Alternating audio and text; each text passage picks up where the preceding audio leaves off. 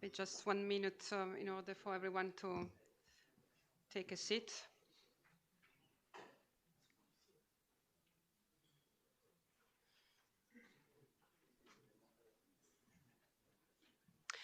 So, ladies and gentlemen, good afternoon and very welcome to CEPS. I'm Cinzia Alcidi, I'm the Director of Research, and I'm really pleased and honored to host and open the event of today. A common green horizon exploiting the full potential of the EU-Morocco Green Partnership. Let me say, first of all, that this event is organized in partnership with the mission of the Kingdom of Morocco to the EU and to NATO, with EMED, the European Institute of the Mediterranean, and with the support of the Spanish presidency of the EU. As you may have seen from the program, we have an outstanding lineup of speakers, promising a captivating afternoon ahead for us. And before I give the floor to our distinguished speakers, let me just say a couple of words about the motivation for this event. So in October 2022, exactly 1 year ago, so this event was postponed, but somehow we ended up almost at the time of the anniversary. The Kingdom of Morocco and the European Union signed a green partnership. So this is the first initiative of this type by the EU with a partner country and as part of the framework of the external dimensions of the Green Deal. I think it's important to say that this signature didn't happen by chance. Morocco has in place one of the most advanced strategy for sustainable development in Africa and well beyond. The Moroccan National Strategy for Sustainable Development was introduced in 2017, so predating actually the Green Deal. I think it's also important to say that Morocco is increasingly becoming pivotal in the African continent. And for these reasons, I think Morocco has a unique position as a strategic partner for the EU, but also as a potential model for other countries in the southern Mediterranean and in Africa more generally. So it is with this starting point that I would like to ask one broad question to our speakers, which is the following. Both the EU and Morocco have their own green strategy, the Green Deal and the national strategy in Morocco. Can these strategies converge in order to achieve common objectives, but also to have common actions, so concrete actions, that will make it possible to foster their cooperation and achieve sustainable development?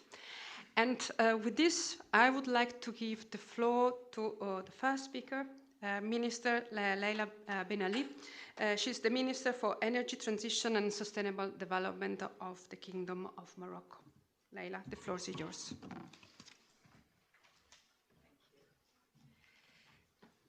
Thank you very much. Mrs. Commissioner, Mr. Vice President, and our dear friends from CEPS, from IEMED, dear organizers, and I would like to thank you for coming today.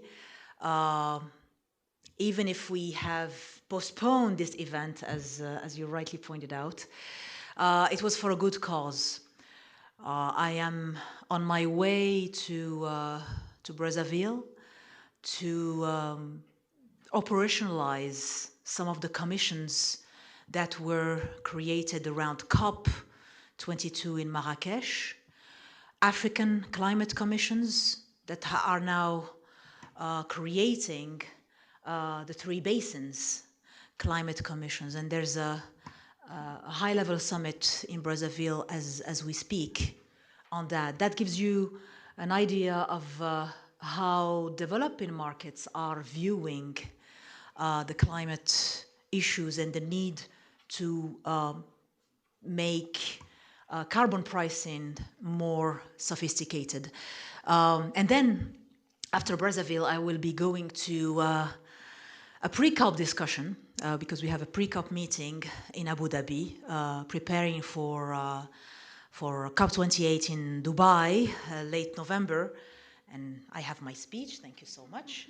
So now I can actually stop entertaining you with my travel plans, but I really wanted to give this reason of, there's always, as we were saying with the Moroccan missions to the EU and NATO here in Brussels, there's always good when there's a delay.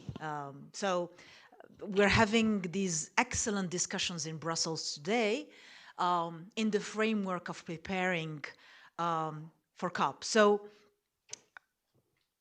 first, of course, I would like to extend my gratitude for not only for inviting me, but also for organizing this important event. And I think it's high time that we congratulate ourselves from time to time, especially with Commissioner, that we have excellent relationships that unite us with the European Union, between the Kingdom of Morocco, European Union, across diverse fields. And we talk a lot about energy and sustainable development in mining, but it's true that across economic fields, social fields, and cultural fields, we have excellent cooperation relations that we need to leverage more.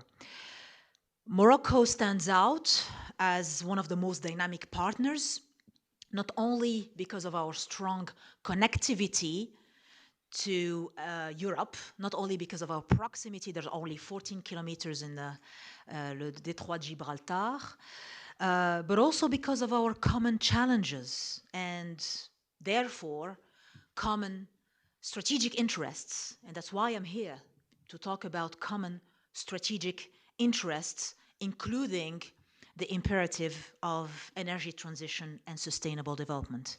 Or I would say the importance and the imperative of scaling up energy transition and sustainable development. To put this in perspective, and I'll just use one example of, we have 3 pillars in our energy strategy: renewables, energy efficiency, and regional integration. Just on renewable energy, we already have 4.1 gigawatts of renewable capacity installed. That's a bit more than 40% of our total installed capacity. You all know, since you are here, that we have a 52% target before 2030. And you all know, because you're here, that in our NDC, we want to take that to more than 82%. Energy efficiency and regional integration are also very important pillars of our energy strategy. And as we embark on this journey towards energy transition, we made some calculations that actually we presented at the annual meetings of the IMF and the World Bank a couple of weeks ago, and Mr. Vice President was with us there in Marrakesh, where our message was very clear. Morocco has to multiply, Morocco and primarily its private partners have to multiply by 4 or 5 the pace of annual investments in the energy transition sector. So which means that we need to go from roughly less than $500 million, $400 million per year annually. That's the investment that we put in the energy transition system since 2009, to somewhere between $1 and $1.5 billion annually. But more important is on an uninterrupted basis. The consistency of those annual investments have to continue to be there. And this is just a business as usual case. I am not including this increasing of the pace of investment does not include desalination, because we have imposed that all desalination plants, given that Morocco is suffering from water stress, have to be fueled by green energy and green electricity. It doesn't include the green hydrogen and green ammonia plants or future fuels. It's all about the installation of 11 gigawatts of capacity. We have to install between 700 megawatt and 1 gigawatt of additional capacity annually for the next 5 years three-quarters of that is renewables. So you will have 8 gigawatts of renewables installed, and 3 gigawatts would be thermal electricity to cater for the flexibility of the system and the intermittency of renewables, in addition to storage, of course. Our renewed ambition necessitates to really accelerate and scale up the project. So we have a multitude, and you've seen a QR code before you enter the room. If you scan that QR code, you will have, I think, 7 documents. While we get to COP, we'll have roughly 10 documents explaining our energy transition journey, our policies, our regulatory framework, and a list, non-exhaustive, of bankable projects at different levels of maturity. And it goes from the large, where is Mazen? He was, voilà. You have the large 400, 800 megawatts solar plants that Mazen is championing, to the smaller mini grids, and mind you, with the terrible earthquake that Morocco has suffered from, we are very much into decentralized generation to build back better those regions that were affected by the earthquake. And that's basically showing how we can finish our rural electrification program, because we reached 99.8% of rural electrification in the country. To finish that 0.2% that is left, we need to activate decentralized generation in mini grids and batteries and storage. Our arsenal of legislative and regulatory reforms was accelerated in 2022. We unlocked, I'll just cite a few examples. We unlocked self-consumption to allow the consumer to manage and really take ownership of cost-effective, energy-efficient solutions to really manage his bills. We enacted by law green certificates. That's a first in our region. We are definitely committed to improve the return on capital employed. And we embark with the private sector, the private sector, both national and international, on different sectors, for example, in strategic transition, minerals and metals, in agile and smart electricity grids, in storage and flexibility sources, including natural gas. And I'll say a couple of words on that. Ladies and gentlemen, the third key pillar of Morocco's energy transition is regional integration. And I would like to take you to travel in time with me. And I want to say that while we are sitting here in Brussels.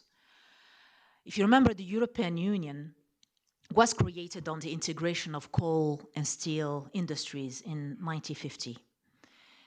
And we, Morocco, are committed to another Schuman plan that would converge energy and carbon markets.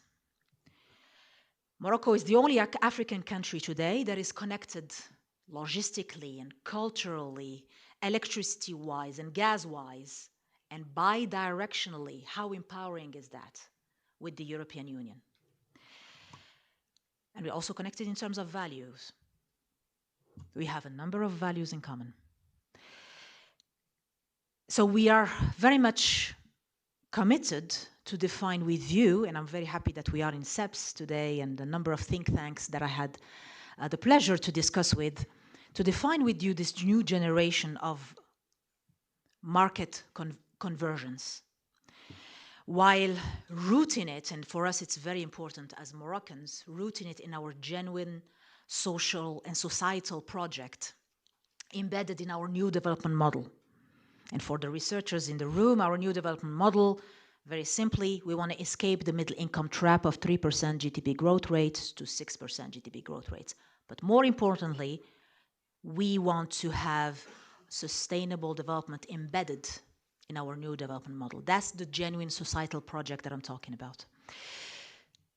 Now, given the pressing need to tackle the triple crisis that humanity is facing, climate change, biodiversity losses, and pollution, and despite, especially for the politicians in the room, there are a few of us, despite the short-term social, political, geopolitical imperatives that we face, I think it's really an obligation for us to optimize our green partnership, our Green Deal of October 2022. And more concretely, I suggest that we tackle it on two fronts. First, we need to continue strengthening our electricity and gas connections.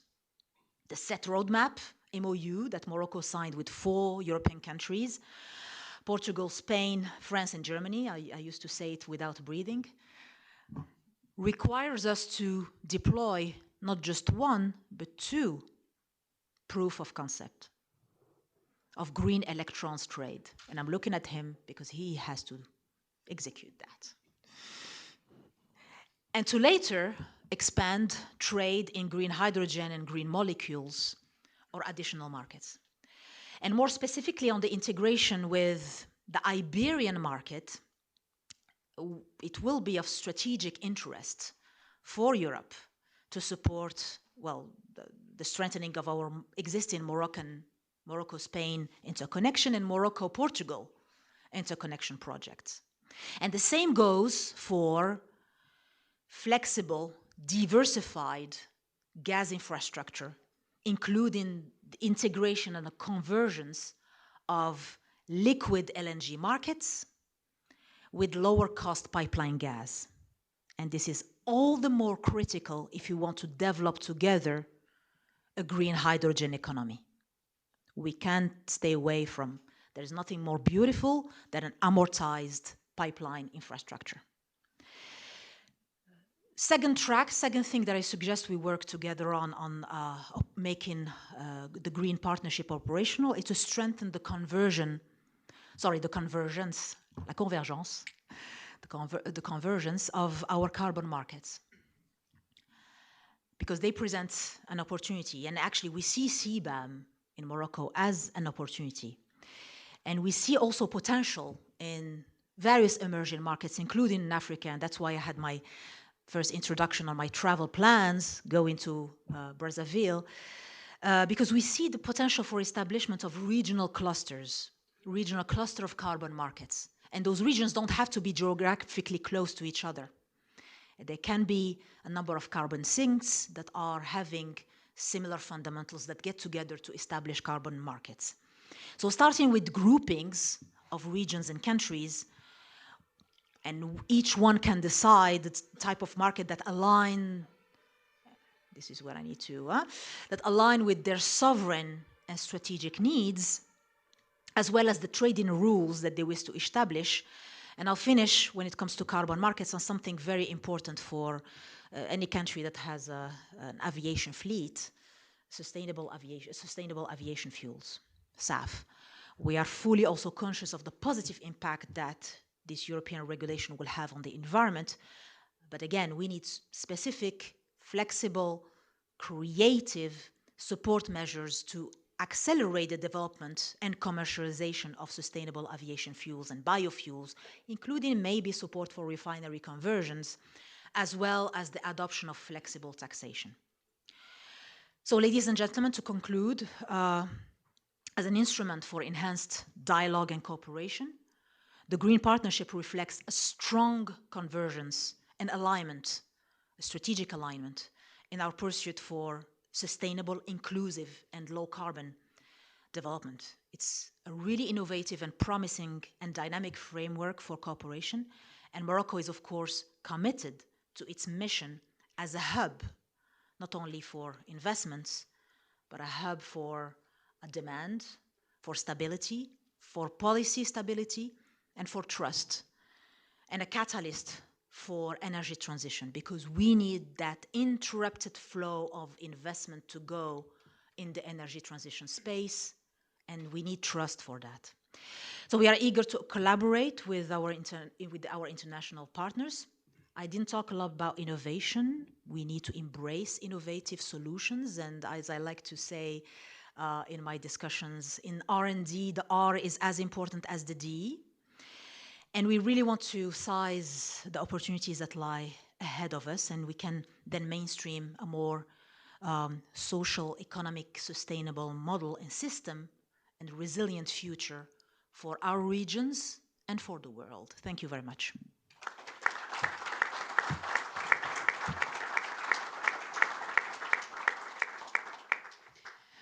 Many thanks, Minister, for your intervention and for your clear explanation about the plan for Morocco and for your so emotional way of expressing your commitment to certain objectives.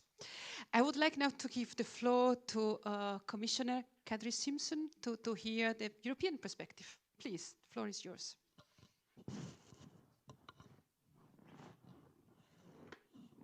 Dear Minister Benali, Vice President, ladies and gentlemen, good afternoon. Both the EU and Morocco very much agree on the urgency of the climate crisis. We also both recognize that energy, as the biggest emitter of greenhouse gas emissions, is the main challenge. The EU's vision is clear and unwavering. We want to become climate neutral by 2050. And we know, however, that this cannot be done in isolation, that only through collaboration, like partners with Morocco, can we succeed.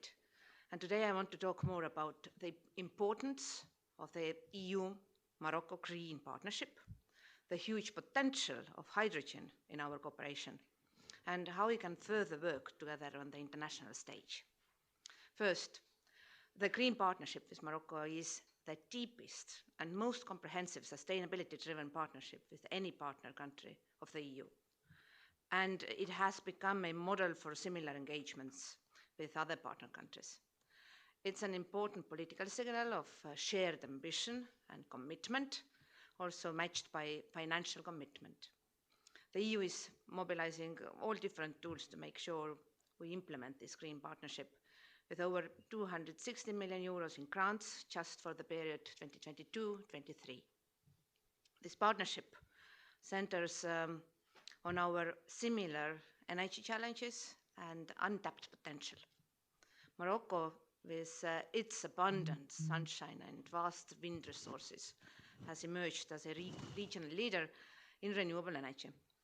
For its part, the EU is committed to a systemic shift in its energy systems, moving away from fossil fuels and embracing clean, renewable energy sources. This has only become more important since the Russian invasion of Ukraine. By 2030, we want 42.5% of our energy mix to be coming from renewable energy sources. So this Green Partnership is a way for us to work with Morocco to accelerate progress on renewables, but also energy efficiency and renewable hydrogen. Above all, it's an economic opportunity and win-win for people on both sides of the Mediterranean. Our cooperation on renewable energy projects creates jobs, fosters innovation, and boosts economic growth. At the moment, Morocco is the only southern Mediterranean country with an electricity interconnection to the EU. This allows electricity exchanges between our regions and facilitates the integration of renewables into our grids. The EU is also prioritizing internal and cross-border electricity and hydrogen infrastructure investments under the new 10E regulation. We now have a new category of projects of mutual interest covering interconnections with third countries, and this may allow support for future energy projects with Morocco. We also welcome the reform progress made by Morocco in its energy sector, which holds potential for opening up the electricity market and producing renewable energy independently. Recently, we signed a 50 million euros Energy Verde program financed by the EU. This will help to implement the reform legislation, unbundle the market, and tap into Morocco's high renewables potential. And this brings me to hydrogen. Hydrogen is set to become a central element of the clean energy transition. It also provides large opportunities for economic growth, sustainable industrialization, and employment between Europe, Morocco, and other southern Mediterranean neighbors. Morocco has key assets and competitive advantage for developing this market, notably its large wind and solar energy potential and its pipeline of renewable energy investment projects. So I'm very glad to see strong cooperation emerging between European and Morocco companies. Several pilot projects are being developed to produce hydrogen and its derivatives and to start trading them. This is extremely important as it will allow European and Moroccan companies to gain practical experience in establishing trade routes and will give confidence to investors. There are also a number of other developments which hold huge promise for the future. On the EU side, we have made significant progress in finalizing our regulatory framework on hydrogen, covering all aspects of the value chain. We have demand targets for the use of renewable hydrogen in industry and transport, as well as criteria for producing renewable hydrogen. And we are preparing the first list of hydrogen infrastructure projects, including pipelines, storage facilities, and terminals. All of this gives a clear framework to both industry and policymakers. We have a series of strategic corridors necessary for transporting hydrogen. The Mediterranean region is clearly one of them, along with the North Sea and Ukraine. This will be important for fulfilling our commitments to import 10 million tons of hydrogen already by 2030. We are also very glad that Morocco is taking part of the EU-supported MedGem regional program for developing green molecules and electrons in the Mediterranean region. This has just started. And I have no doubt that it will strengthen cooperation on hydrogen and promote exchanges between governments, industry, and the financial sector. Finally, financing is key to kickstart the hydrogen market. Under the international leg of the European Hydrogen Bank, we will be pooling member states' resources and making hydrogen projects in partner countries, including Morocco, less risky for investors. This is the Team Europe way of working. We will have a joint European auction through the H2 Global Foundation, and this was opened up by Germany to all EU governments interested in setting up hydrogen tenders for imports from third countries. It will pool demand from all member states and create a common platform to attract international producers of renewable hydrogen to the European market. Ladies and gentlemen, one last word on how the EU and Morocco can cooperate and lead the climate and energy on the international stage. The whole world needs a collective objective on the energy transition, which is why the EU is advocating for tripling renewable energy capacity worldwide by the end of this decade, and in the same time frame, doubling annual energy efficiency improvements globally. In the run-up of COP28, this can create global political momentum on the energy transition, mobilize all countries, and define a global pathway in line with the 1.5-degree goal of the Paris Agreement. This is yet another opportunity for Morocco and the EU to work together to achieve these global targets, and we hope you will join us in this pledge at COP28. In conclusion, energy relations between the EU and Morocco represent a beacon of hope in the battle against climate change.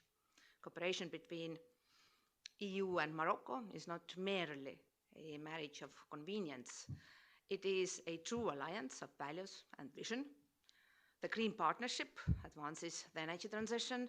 It also reinforces the value of cooperation, solidarity, and sustainability, values we need for a brighter future.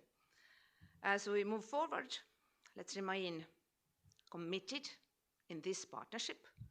Together, we can ensure a cleaner, more sustainable and prosperous future for our citizens and generations to come. Thank you.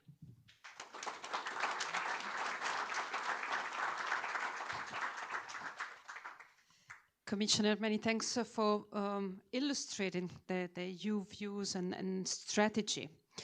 And now I would like to move to the third speaker. So I think it was made it clear by both speakers that greening the economy and fighting climate change requires investment. And the European Investment Banks, which is sometimes called the EU Climate Bank, is clearly on the forefront when it comes to investment. And it has been operative in Morocco for decades, I think I can say. So in this sense, I think the EIB can play an important role. Maybe you can explain how this can happen. Sorry, I didn't introduce you. Our third speaker, Ricardo Mourinho Felix, the European Investment Bank Vice President. Please, the floor is yours. Thank you very much. Thank you for the introduction and for the question. As far as I understand, you asked Minister and the Commissioner how we can do better together, and now you're asking me how I can put the money so that we can do better together. So I'll try to address the question, Madam Commissioner, Madam Minister Leda Benali. Thanks, it's a pleasure to have you here. Excellencies, dear all, it's an honor to be in fact here with you this afternoon and to reply to this very important question. And yes, the reply is yes. We are a long-standing partner of Morocco. We are working in Morocco and investing in Morocco as a EU bank since 1979, so it was quite a while ago. So let me start by thanking our hosts, the Morocco Embassy to the European Union and NATO, the Center for European Policy Studies, and the European Institute of the Mediterranean for bringing us together here today under the auspices of the Spanish presidency of the European Union.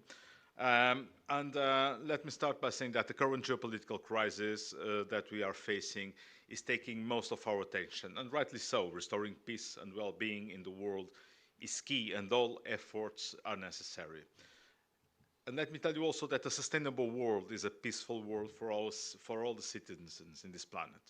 And the current geopolitical tensions and the wars that erupted reveal not only political and military tensions by itself, but also fight for the control of natural resources. There is a natural resources part in these conflicts, and that is why we cannot afford to put our eyes off the ball of climate change and building a sustainable economy. A sustainable global economy that respects environment, social and human rights, and the balanced utilization of natural resources is in fact the basis of a peaceful coexistence. Hence, we need to push back of the lukewarm attitude towards climate and environmental measures that is building up in the more recent period. The climate and environment emergencies will not disappear, and they are aggravated impacts will add to the existing geopolitical tensions, creating a spiral.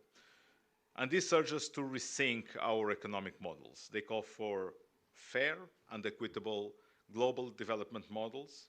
And the EU Green Deal and Morocco's national strategy for sustainable development are monumental steps in this direction, in the right direction.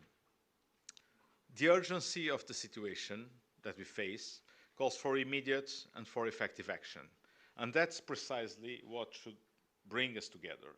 Considering the disruptions and the tensions caused by the war in Ukraine, it has become imperative to emphasize energy security considerations, reducing the reliance on fossil fuels.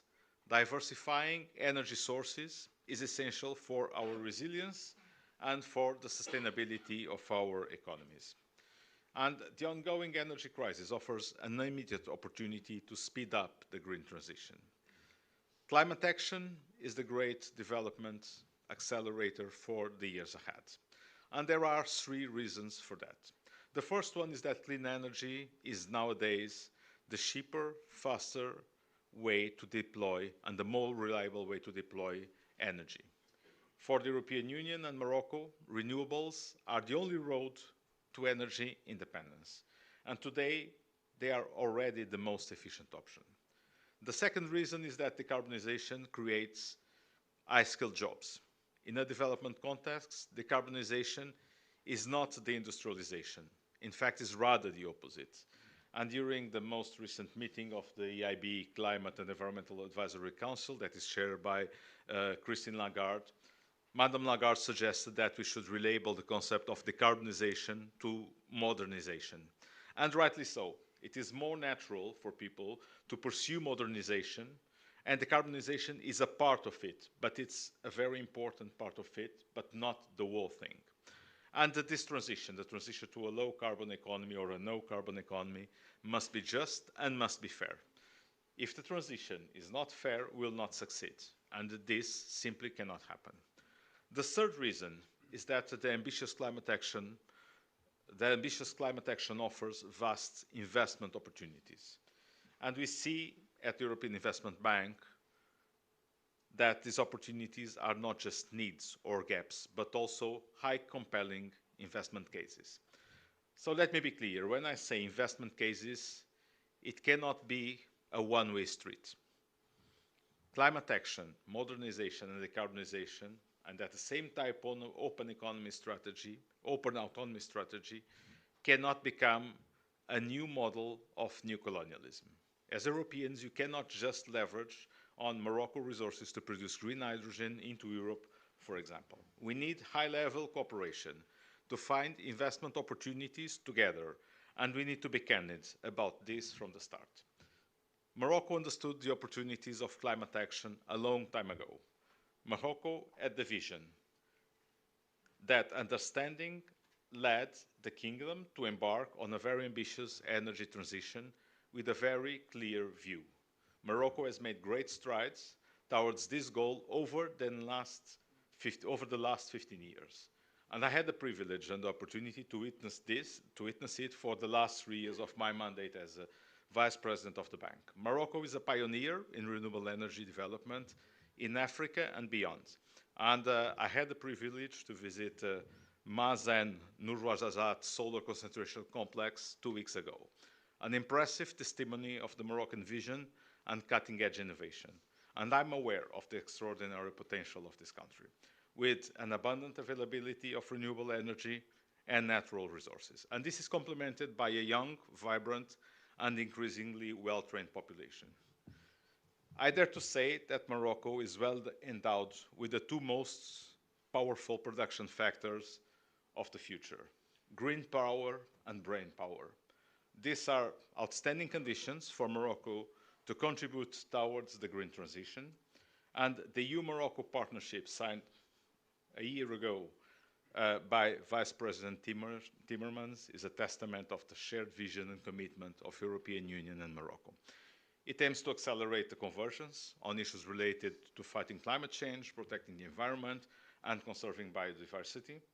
It serves as a model for international cooperation in face of global challenges by aligning our strategies and pooling together our resources. And the European Investment Bank prides itself in being a major implementer of the EU-Morocco Green Partnership. In the energy sector, of course, but also in agriculture, in water, forestry, and in the blue economy. It is key to catalyze private sector participation in the green transition and to bring private sector resources. And we at the EIB, we know how to do it. The European Investment Bank plays a crucial role in Morocco energy sector with a portfolio of 1,500 million euros in solar, in wind, and now exploring offshore wind too, strongly supporting the targets, the goal of the 52% renewable energy incorporation by 2030. And green hydrogen is a cornerstone for EU-Morocco energy partnership, aligning with ambitious production targets. The European Union and Morocco prioritize a sustainable renewable energy future, balancing economic growth and environmental responsibility. But the Green Partnership is not only about large-scale energy projects. It's also about sustainable development, about job creation, about green skills, and setting the precedent for other nations to follow. Morocco is a benchmark country for us at the European Investment Bank, both in terms of the diversity of the sectors we finance and the quality of the projects that Moroccan institutions carry out. Let me share with you some illustrative examples. Access to finance for SMEs is a key challenge in the region. To help address this, the European Investment Bank is collaborating with the Commission on the EU Trade and Competitiveness Programme. This program focuses on supporting SMEs to adopt sustainable practices to stay competitive in international markets. Agriculture development is vital for Morocco growth and resilience. We have partnered with Crédit Agricole du Maroc, offering debt financing and technical assistance to manage climate risks, supporting the sector during difficult times. And last but not least, there is no life without water. Together with Agence Française Développement, through a dedicated credit line and technical assistance, we have partnered with Bank of Africa to finance water efficiency, water resources protection projects undertaken by private companies in Morocco. And this resulted in a series of small investments that collectively contribute to climate adaptation efforts in the water sector. Examples include small wastewater treatment plants in textile and agro industries. And the Green Partnership is also about environmental protection and the conservation of biodiversity. And we are now concluding our negotiations with the Moroccan National Agency for Water and Forests, ANEF, to lend 100 million euros for financing inclusive and sustainable forests in Morocco. It will complement the European Union-funded Terre Verte project. It will support investments in national parks and watershed management, including infrastructure and institutional capacity, with focus on mountainous regions. This is a flagship project of the European Fund for Sustainable Development, directly contributing to the Team Europe initiative on the Green Partnership.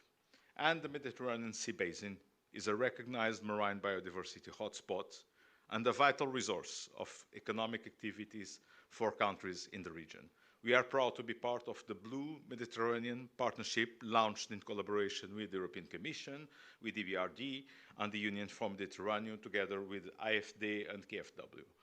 This is a great partnership that brings together international donors, beneficiary countries, financial institutions, and philanthropies to facilitate policy reforms, to secure donor funding, to mobilize public and private financing, and initially will focus in a number of countries, including Morocco. Let me conclude by saying that I had the pleasure of attending the IMF World Bank annual meetings in Marrakesh just 2 weeks ago. And I was extremely impressed by how Moroccan government organized such a complex event only 1 month after the tragic earthquake. I am moved by the will and the effort of the Moroccan youngsters I had the opportunity to meet and speak with, and their commitment to propel this beautiful country into the next stage. There I felt what it means that a person is a person because of other people. This was a real tour de force and a proof of resilience of the Moroccan people. In Marrakesh, I have the privilege to pledge 1 billion euros of European Investment Bank funding over the next 3 years to finance the impressive 12 billion euro post-earthquake reconstruction program that the government of Morocco is putting in place. Minister, the meetings I had in Marrakesh with you and with your government colleagues were really motivating. Your motivation and desire to build back better and greener what the earthquake destroyed, I dare to say, is contagious. And your objectives and policies are perfectly aligned with our eligibilities. So the European Investment Bank financing is completely aligned with Morocco's ambitions in the National Recovery Program. And it will be deployed in the context of the NDICI instrument put forward by the European Commission and implemented in a truly Team Europe collaboration. In that regard, there will be important intersections with Morocco National Strategy for Sustainable Development and by extension with the EU-Morocco Green Partnership. This partnership is not just a policy, but a commitment to a sustainable future. It's a blueprint for similar partnerships, and it has the potential to redefine energy in the environmental landscape of the southern Mediterranean region. There was a question on how we can converge in our approaches and work together. That was the initial question you raised. I'm sure you remember. And what I just said is our long answer. The short answer is that our actions today will shape the world of tomorrow. And in fact, there is no beauty but the beauty of action. This is our reply. I believe it fits well. Thank you very much for your attention.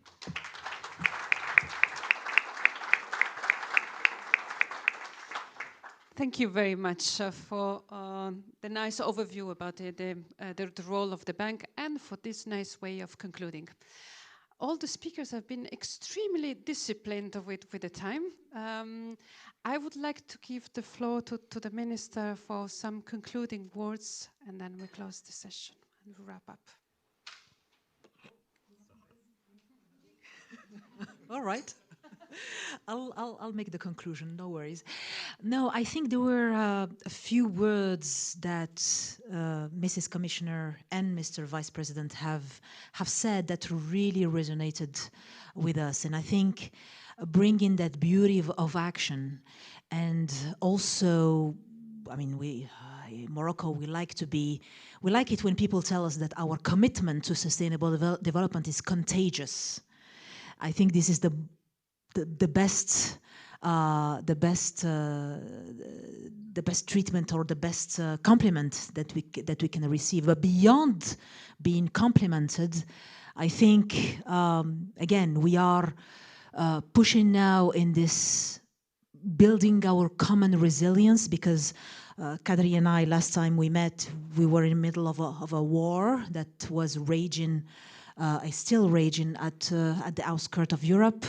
And we were able, I think, to build that power of convergence of our markets, despite, I would say, despite this war and that geopolitical disturbance that was happening. And here we are. That's something that is continuing with us in the Middle East and a few other regions of the world. We're still having local political crisis, geopolitical crisis, and of course the major planetary challenges and crises that we are facing as humanity in the 21st century.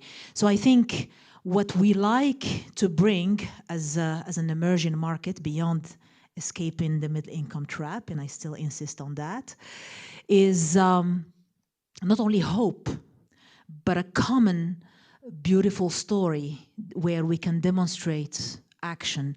And when it comes to, I would say, integration with the European Union and European markets, and making sure that we have projects of common strategic interests, I don't think there is nothing more powerful than a World Cup, soccer World Cup, that we will organize together in 2030. I mean, for me, as an energy minister, it's a beautiful excuse to tell everyone, I mean, if you want a green World Cup, well, you better deploy the finance and the investments that you need to put in place so that we can have a beautiful story of regional integration, emulated, of course, by a beautiful sport. Thank you very much.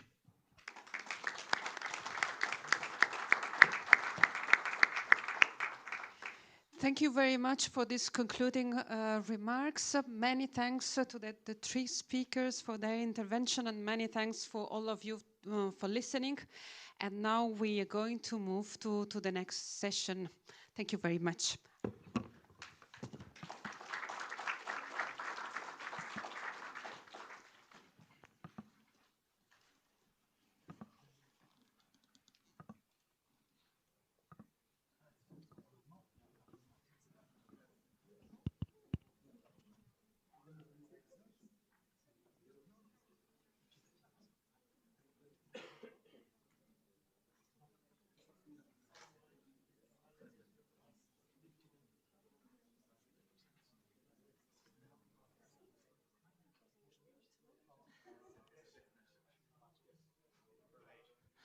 All right, so very good afternoon, everyone, and welcome to the first one of the two panel discussions that are going to be following at this event. So my name is Ana Gumbau. I'm a climate and energy journalist. I also happen to have specialized a few years ago in the energy relations between the EU and its neighborhood.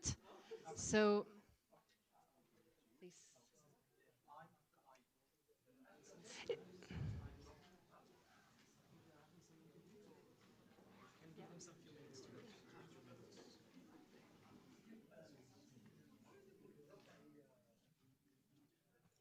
can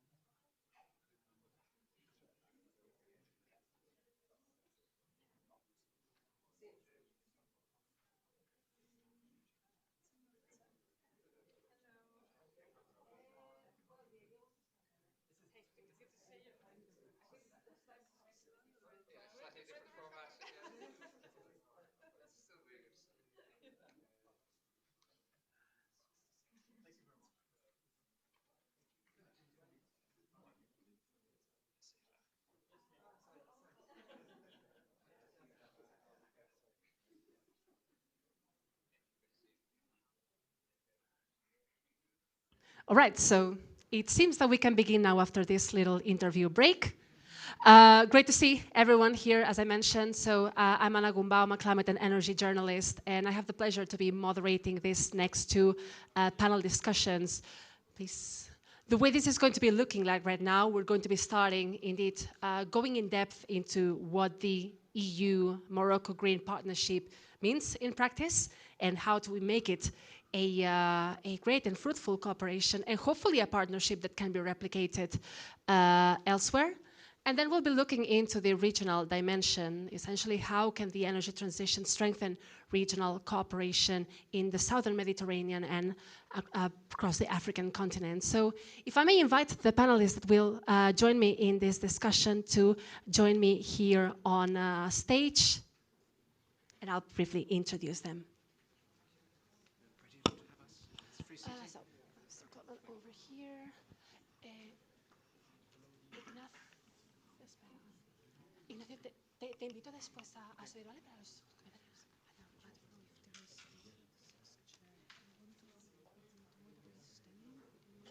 But ideally, because I mean, so far we're good. I mean, it's just for the comments after the comments, right? But we need. So, Mr. Dux, you can also join over here.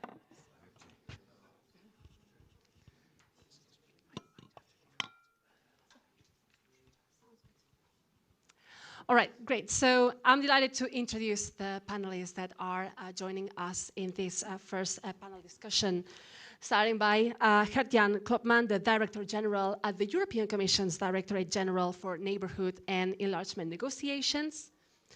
Also next to me on the opposite side is the Delegate Director General at the Moroccan Agency for Sustainable Energy, Tariq Hamane. Great to have you. Also joining us is the head of the Water Resources and Waste Management Division for North Africa at KfW, the German Development Bank, I guess we can call it like that. And last but not least, the head of the Power to X Dialogue project at GIZ, Frank Mischla. Before I start with the first round of questions, I believe that we have a little video from Mazen, from the Moroccan Energy Agency for Sustainable Energy. So if we could have the video, please.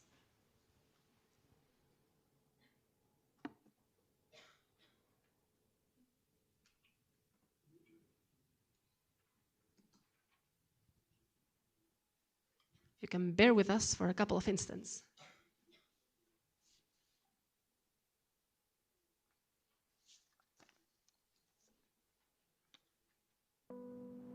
Sunlight, wind, water. Morocco is bringing with clean energy sources that are both infinite and renewable.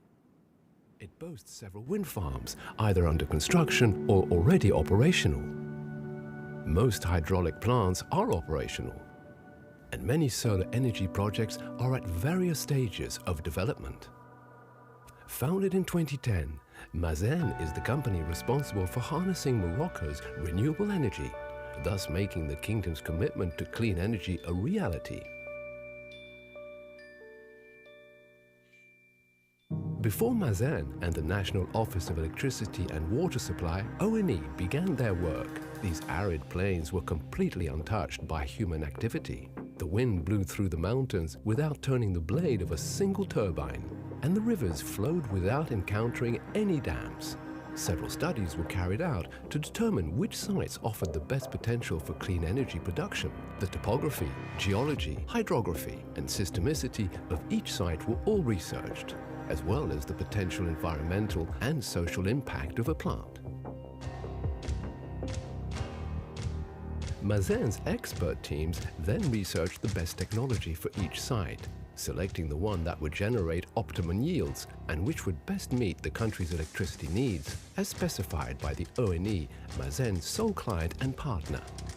The Noor Ouarzazate project is a multi-technology solar complex, boasting CSP trowels, CSP tower, and photovoltaic. Meanwhile, at Noor Midelt, the company opted for hybrid technology, combining CSP and photovoltaic in a single plant. Great advantages have been made in energy storage, meaning that the two Ouarzazate power plants are now able to generate electricity for up to 7 hours after the sun has set. For wind farms, Mazen has chosen to pursue onshore projects, which are currently the most competitive.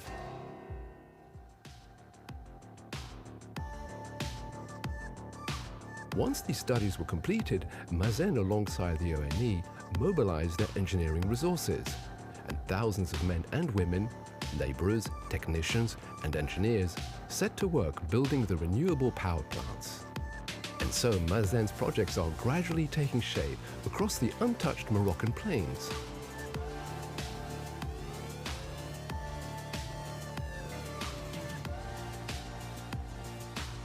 The company's teams monitor all operations so that the environment, equipment standards and the safety of the plants are ensured at all times.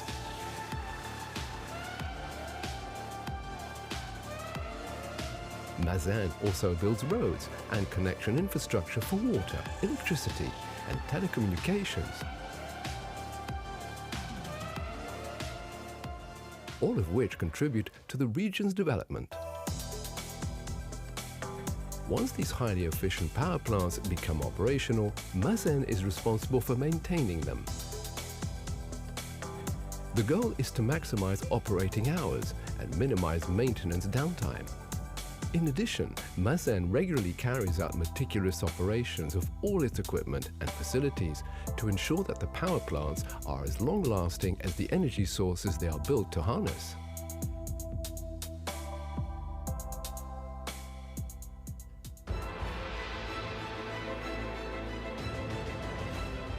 Mazen's expert knowledge has earned it a reputation as one of the leading specialists in renewable energy production today. Now Mazen is keen to put their knowledge to work for their partner countries in Africa, where demand for such expertise is high. Mazen is committed to transforming electricity into energy that fuels development. Mazen, endless power for progress. Right, so we just got to know the Moroccan Agency for Sustainable Energy better, and we already got some hints on what is its renewable energy strategy of Morocco as a whole.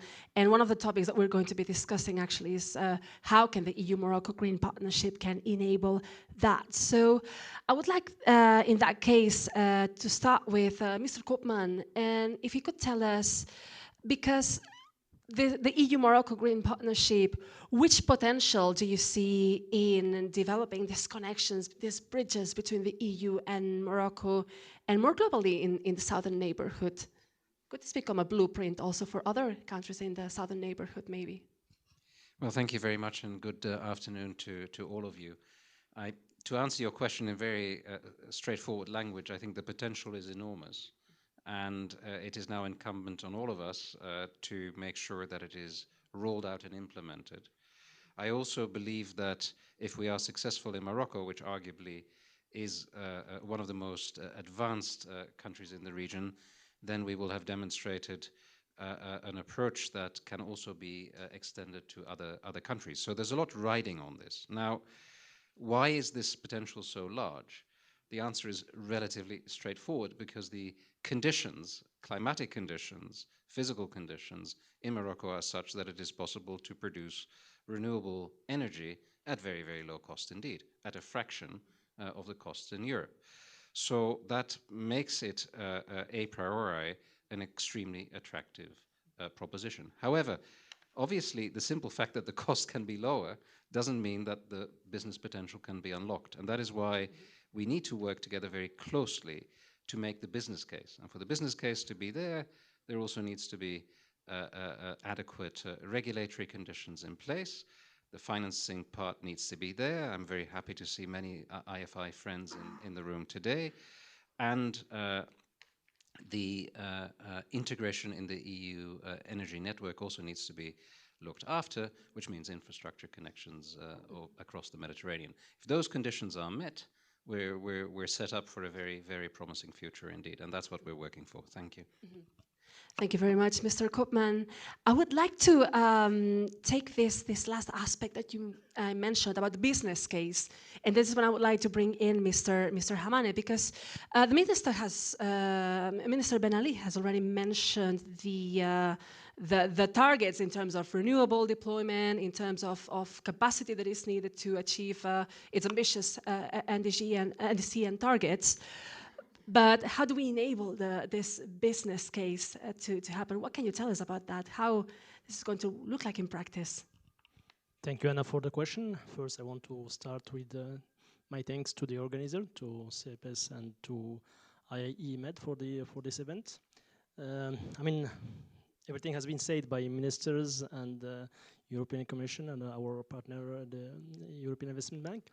I want to come back to maybe actions and numbers. In Morocco, we start this adventure is in 2009, where His Majesty the King established the target initially for 2020 by reaching around 40% of our installed capacity from renewables, with a clear target in terms of number for wind, solar, and hydro, and capacity to reach. Then we enhance the capacity and the target by 2030, the 52% mentioned before, as a minimum target in renewable within the grid. What I can mention is by today, we have around 42% from our installed capacity from renewables, wind, solar, and hydro. More than 4.66 giga of renewables has been implemented, and we in fact move from 28% in 2008 to around 42 today. And this is a huge impact, big investment. More than 10 billion euro has been invested on the field, mainly with the support of our European partner, European banks that support the development of such project. Of course, key factors for this success was the condition to implement such project. Of course, the natural condition, the good resources we have in Morocco in terms of wind and solar, one of the best worldwide. But it's not the only elements. For me, the most important is the commitment of the government and the way we follow the execution and the whole process in hand. In other hand, is the regulatory framework that has been improved, adapted to support all this project from 2009, including the creation of Mazen, a proposed special body in order to implement the ambition of Morocco in the renewables, but not only in this field, also in the private sector. We also set up a dedicated law to allow the private sector to invest on the green generation and to sell electricity directly to the end user. And the government or the public body will be only responsible for the transport of the electricity to the grid operator. Of course, the financing condition and also the business climate in Morocco. I can highlight also that we are, in terms of the wind business, well noted. We are an investment grade country that helps also the development of such project and also to enhance the financing on this field. This is about what we did right now and where we are, but the ambition is much bigger for the future. By today, we have around 4 giga of new capacity under construction or at the final stage of development. This is the Mazen, but within the whole sector, and just to address the need of the grid, as said the ministers, for the classical evolution or of the demand, more than 6.5 giga are implemented to be connected to the grid by end of 2027, which allow us, in fact, to go further than our initial target of 52%. So this is where we are. An additional 7 billion will be invested on this sector with this new 6.5 giga of additional capacity within the next 3-4 years. And also what I can mention is with our European partners, we are looking to other aspects, green hydrogen as has been mentioned, but also other application, offshore wind and floating as a new perspective within this target. Thank you. Thank you very much. Very promising plans and already overshooting the targets initially stated, which is impressive. Now, looking into the financing side, because investment has already been mentioned as one of the key words here to unlock this partnership. It would be great to hear from Mr. Jörg Dux. How is KfW contributing in the ground to finance projects in Morocco? What can you tell us about that? Yes, thank you very much, and thanks also for inviting us to this panel. We heard that there's a lot of very, very good natural conditions, there's a lot of commitment, but you need a little bit more to develop these kind of projects, or let's say to realize such an ambitious strategy. Ambitious means you need ambition. Ambition means you have to set up a strategy. Morocco did it. And then you need a lot of more ambition to set these high goals Morocco set. So this is a big advantage, and this is something you don't see very often in countries with good natural conditions. Another thing you need is when you start, you need, so to say, a good mindset and endurance to just follow up this scheme on a long term. And finally, and that's our role, you need financial partners. So you need also some sort of partners who have the same mindset, who can accompany you in all ups and downs of implementing this kind of strategy. So we worked very, very closely together with the government of Morocco on this, and of course Mazen as a preferred partner. And this partnership is very close. So we developed somehow very huge renewable energy projects, like you have seen in the movie. There's Normidelt, there's Ouarzazate, there's the wind program, the solar program, and so on. So we have a portfolio of around 2 billion euros already ongoing, also with additional funds from EU as grant, as seed money. That's very, very important. I come to that. And then after the renewables, we said, okay, we are your partner. We follow you. It was 3 years ago, I think, with Mazen on the hydrogen adventure, so to say. And then we said, what do we need for that? Of course, a lot of money. But nevertheless, for fulfilling the strategy, you need the 4 axes. The one is to attract also other partners, other donors like the European Union. You need a pilot, you need a reference project. So that's what we are working on, actually. Secondly, you need a platform to crowd in also other funding. So we established that as well. And luckily, the German government was providing a lot of grant, that means seed money for that. And then thirdly, there are so many opportunities and you have so many really well-performing corporates and enterprises in Morocco, like the Office Chérifien des Phosphates, and now we are developing and co-financing a hydrogen power plant also with OCP in the future. That's on the long run as well, but they're also very ambitious, and they're also very closely together in the Moroccan context with Mazen, of course. And then fourthly, you cannot stop because the value chain of hydrogen power is very, very large, wide, spread out. So you need a lot of research and development. So there with our partners from GIZ, we are also working on that, and we are also received a grant for developing research and development on the hydrogen power. But what you need is the finance, and there you need, so to say, the entire toolbox of financing. So first of all, just to start the project, that's grant money. Then on the long run, to reach bankability, you have the whole range of loans, lending, from concessional loans to commercial loans. You have equity, public-private partnership to crowd in also private financing. And then in the end, guarantees. So we are also working closely together with the European Union on the EFSD Plus to crowd in guarantees for further financing and developing the hydrogen power. Thank you.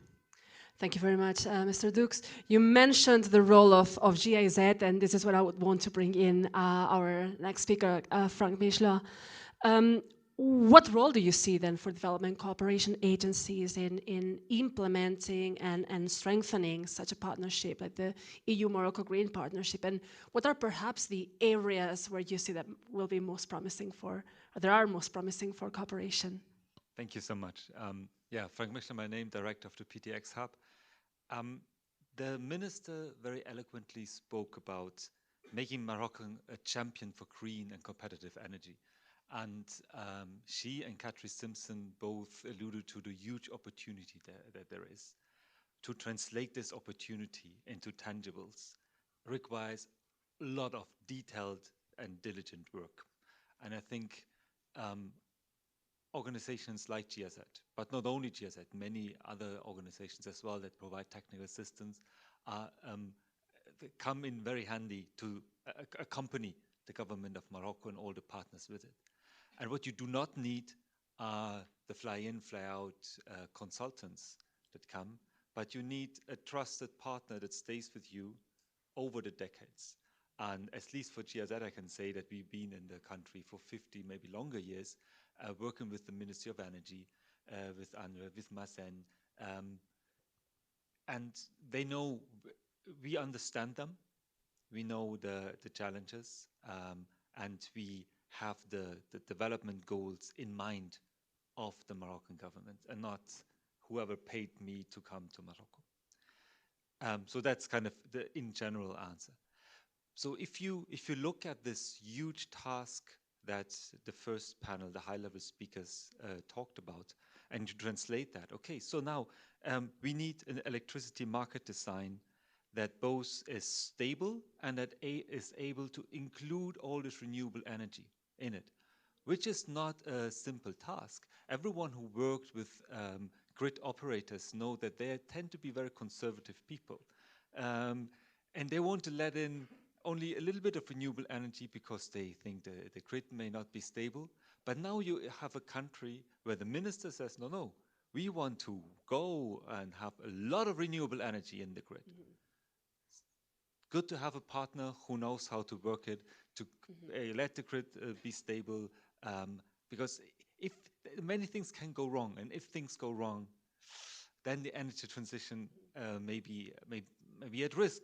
So we need to have the population on board and provide them the cheap and reliable energy for this. Another example, the EU, connection to the EU market. This is a huge promise, but even that comes with many detailed work. How can we actually do trade in the end? How can we have power purchase agreements cross-border between Europe and Africa? So in the end of the day, it's all about de-risking, looking at all the risks that they are and try to reduce them. Many of those risks are financial risks, and KfW, EIB are taking care of them. Some are more technological risks or operational risks where we can be of help. Thank you. Thank you very much. It's very interesting what you mentioned on the question of grids, because here in Europe, we're constantly repeating how much do we need grid investments, how much we need to modernize it. And having such a strong political commitment, I guess it also gives a lot of investor certainty on this front.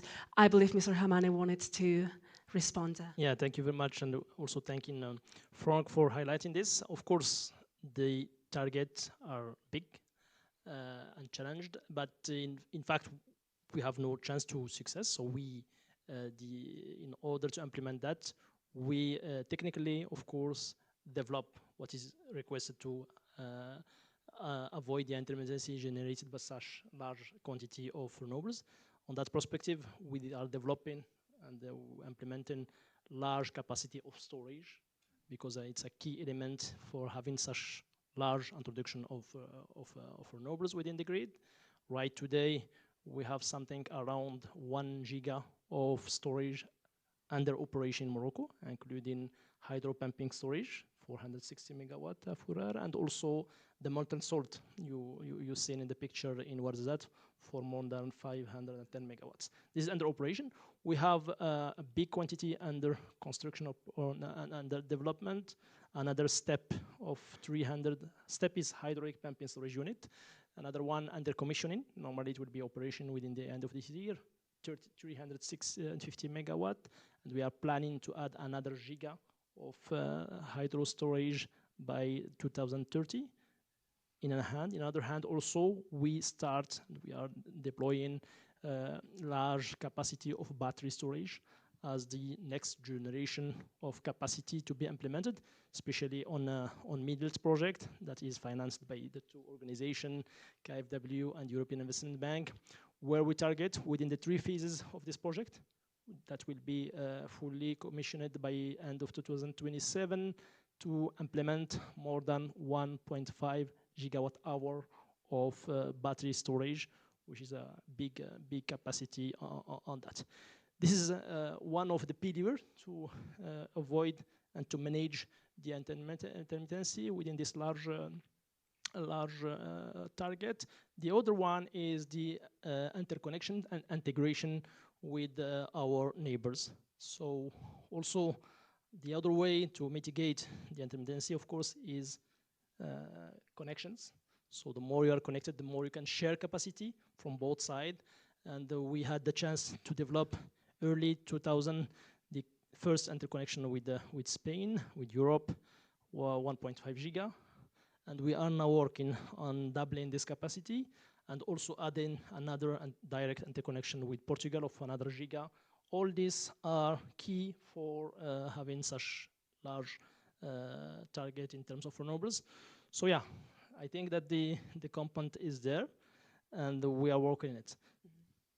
Today is time for us to accelerate, to look at the equation more in an integrated way and the convergence with Europe. This is what we believe that Mrs. Commissioner said, Team Europe. So I think Morocco should be a part of this Team Europe within the Green Partnership, because we know that in order to supply green hydrogen and green electricity to Europe, we need the contribution of the southern countries, especially Morocco. We have good resources, and think that being really integrated will help both parties to improve that. Thank you very much, Mr. Hamani. I have a couple more questions, but I can briefly give the floor to Mr. Dux, who I think also wanted to give a response. Yes, thanks very much. I think one hurdle to overcome when it comes to acceleration is the environmental and social standards. So a huge project like that tend to be somehow stopped or slowed down by trying to fulfill the environmental and social standards. That's a huge issue, but on the other hand, I would see it as an advantage to have international development cooperation like us, KfW, and also GIZ on board, international expertise to overcome this kind of hurdle. And we are, as I said, of the same mindset. So we have many, many examples that 20 years ago, it was out of thinking to develop projects like that in that speed. Today, it's somehow a standard we developed, and the keyword is we develop jointly to overcome these kind of hurdles and to fulfill the environmental and social standards. As you can see, I'm an expert in the water sector, so I'm here playing the role of a nexus, so to say, with the energy. And one is the desalination. So in desalination, we had a lot of problems in overcoming this problems. But there are always solutions, and the key word here is to overcome, to accelerate, is to do that in time, because it takes time to find solutions. So doing these kind of studies takes time. You should start them in time to have at least 2 or 3 years to fulfill all the prerequisites and to come to these standards, and then you can really go to accelerate to implement the project. Thanks. Thank you very much, Mr. Dux. Then I would want to go deep into really the topic of this session, which is further developing this partnership and then touching upon the green hydrogen aspect. But focusing on the green partnership, what do you see as the next steps to further strengthen this partnership, and particularly if I'm allowed to be a little bit provocative here, how to ensure that it is a real partnership with the two sides equally involved, with all actors involved as well, to also not repeat mistakes from the past as well. So. Well, I think first of all, it is a real partnership, and the collaboration with our Moroccan colleagues is extremely close. I think what is now important is that we move to implementation. And in fact, this morning I had a meeting with the minister where we discussed this very issue. We need to move towards business cases and towards implementation. There's a lot happening already. We heard that, we saw it even, so that is great. But I think the potential is only being exploited to a very limited extent. We're scratching the surface, and now we need to scale up dramatically.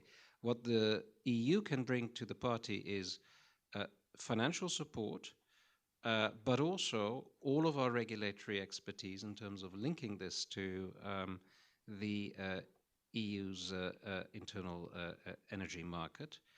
And beyond that, when it comes to financial support, I want to be very clear that all of these projects in the slightly longer run are projects that are viable, financially and economically viable. Therefore, the new generation of financial instruments in the EU budget, the EFSD plus to which reference was already made, which are guarantee instruments implemented with our development banks, are actually really the adequate tools going forward. Secondly, I think working more closely with the private sector is very important, because if there is a business case, there is money to be made, and the private sector should be interested. So one theme that I'm very interested in this, at this very point in time, is looking at the extent to which we can fast-track projects that are very much oriented towards delivering green electricity to the EU. So an export-led green electricity push. Don't get me wrong, this is not exclusively for the EU market. Obviously, this is also for the Moroccan market. There need to be benefits for all the partners involved. But the simple fact that most of the value added of the construction would be in Morocco, in conjunction with the fact that a lot of the investment would come from the EU, I think makes this a very promising case. And before we rush to hydrogen, which we take extremely seriously, we should actually be looking at things that are ready to go. And as we saw, a lot of this is ready to go. So I hope, and we touched upon that with the minister, that we'll be able in the very near future to actually get some deal flows going. And that is very much our objective. Thank you. Thank you very much, Mr. Koopman. Mr. Hamane, what are your thoughts? Yeah, thank you very much. I mean, the words from Minister was clear: action and action. So on that field, I mean, we are working closely with our partner.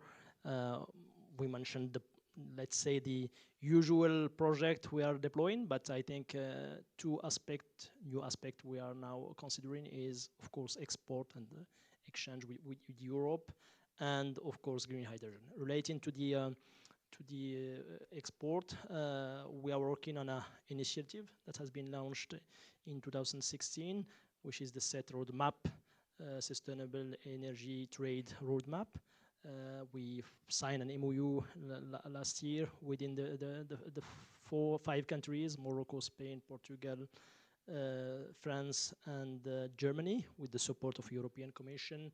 And the target is to create a market within this country first, but then all the Mediterranean and South and north of Mediterranean area for green electricity. And next step is to deploy what we call a proof of concept, but for me it's more an economical scale project between the two rivers of Mediterranean. Initially we were talking about one, now we're focusing for two projects by next year. of trans-border PPA, of course, involving the private sector to show the case and then to enhance the capacity on that field. So this is a first action under implementation, and the other one on the green hydrogen project. I mean, Morocco is one of the best places worldwide for this kind of product because of initially the good potential wind and solar and the complementary between the two. Because in the same area we can have wind and solar, and that allow us to have a high capacity factor, which is good for the amortization of the electrolyzer and give us by the end of the day the best tariff for such a product. The other aspect is we are already interconnected with Europe, pipes, line. We have good infrastructure in terms of port that allow us to ship and the product has rapidly.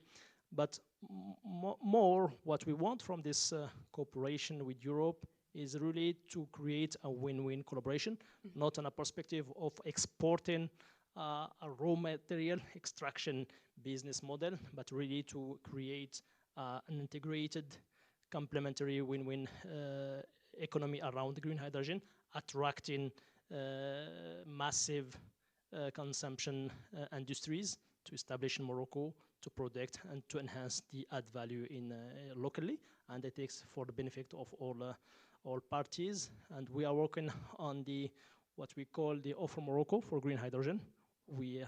This offer has been validated by the King and will be published soon, showing how Morocco is going to deal with this massive, large-scale development project on green hydrogen, for sure involving the private sector. And on the other hand, because we want something on a more short perspective to show the case, we are working with our partners, mainly GIZ, KfW, and the European Investment Bank, to develop what we named a reference project. We start already 3 years ago. The idea is implementing a first industrial scale integrated green hydrogen project from power generation, wind and solar, electrolyzer, then final product. We are talking about 100 megawatt as a first step. We are also developing the same with the European Investment Bank to have something on field as soon as possible, then to accelerate this new economy around green hydrogen. Key element is conversion with Europe, integration. I think we should be fully integrated, benefit from the same advantage in terms of regulation, in terms of support, in order to enhance. Because, I mean, as I mentioned, we are identified as one of the best places in terms of capacity. I think we are the first one we can deliver product on a good condition to Europe, and we will have to work closely on that. Thank you. Thank you very much, Mr. Hamane. Then I would like to continue on the question on green hydrogen, since you've brought it up and you've also outlined what the plans are and how are you working together with different organizations involved. And then maybe Mr. Mishla, for you, what do you see as the potential of this partnership in accelerating green hydrogen in Morocco and in the region more broadly? Yeah, one may start saying that Morocco had recently their summit, but not on green hydrogen. They called it the PTX summit.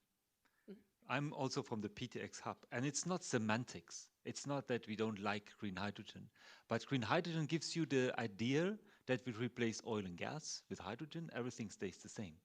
But we are on the verge of a completely new economy where we use hydrogen to produce all sorts of products and services that currently have a fossil element in it.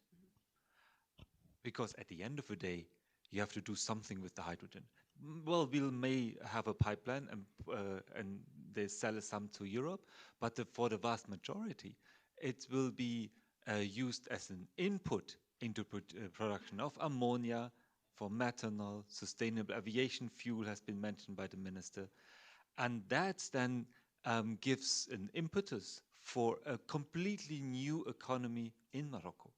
So the KPI, so to speak, is not how many metric tons of hydrogen have we sold.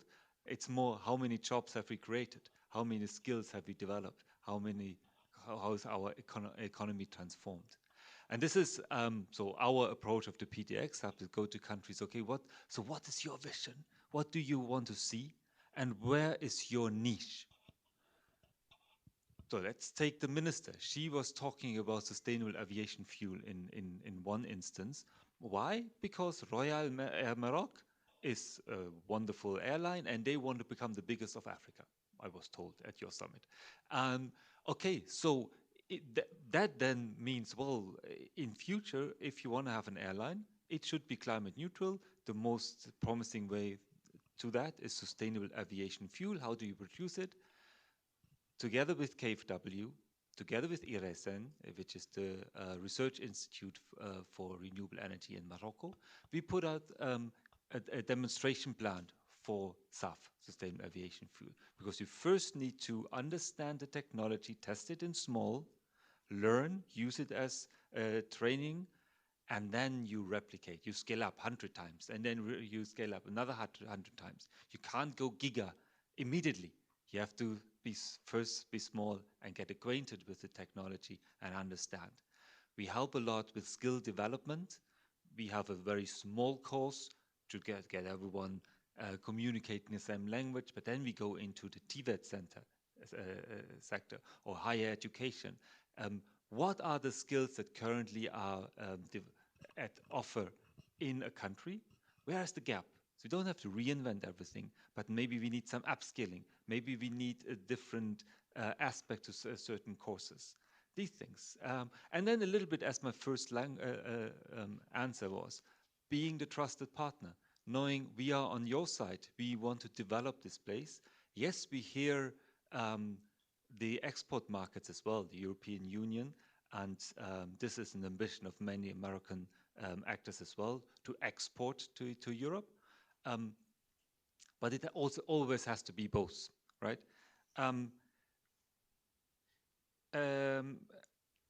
Right, let's leave it at that. Maybe we have questions afterwards.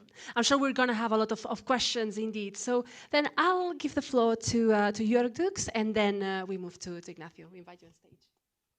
Yes, thanks very much. I think the endeavor here is that we do not, or Morocco does not just produce a pilot, a showcase, and then it's replicated and upscaled somehow in the world. So it's a permanent development. It's innovative in the way that there's absolutely, so to say, no horizon with hydrogen power to X. You can do everything, but you have to develop it, and you have to have a showcase for each of these cases.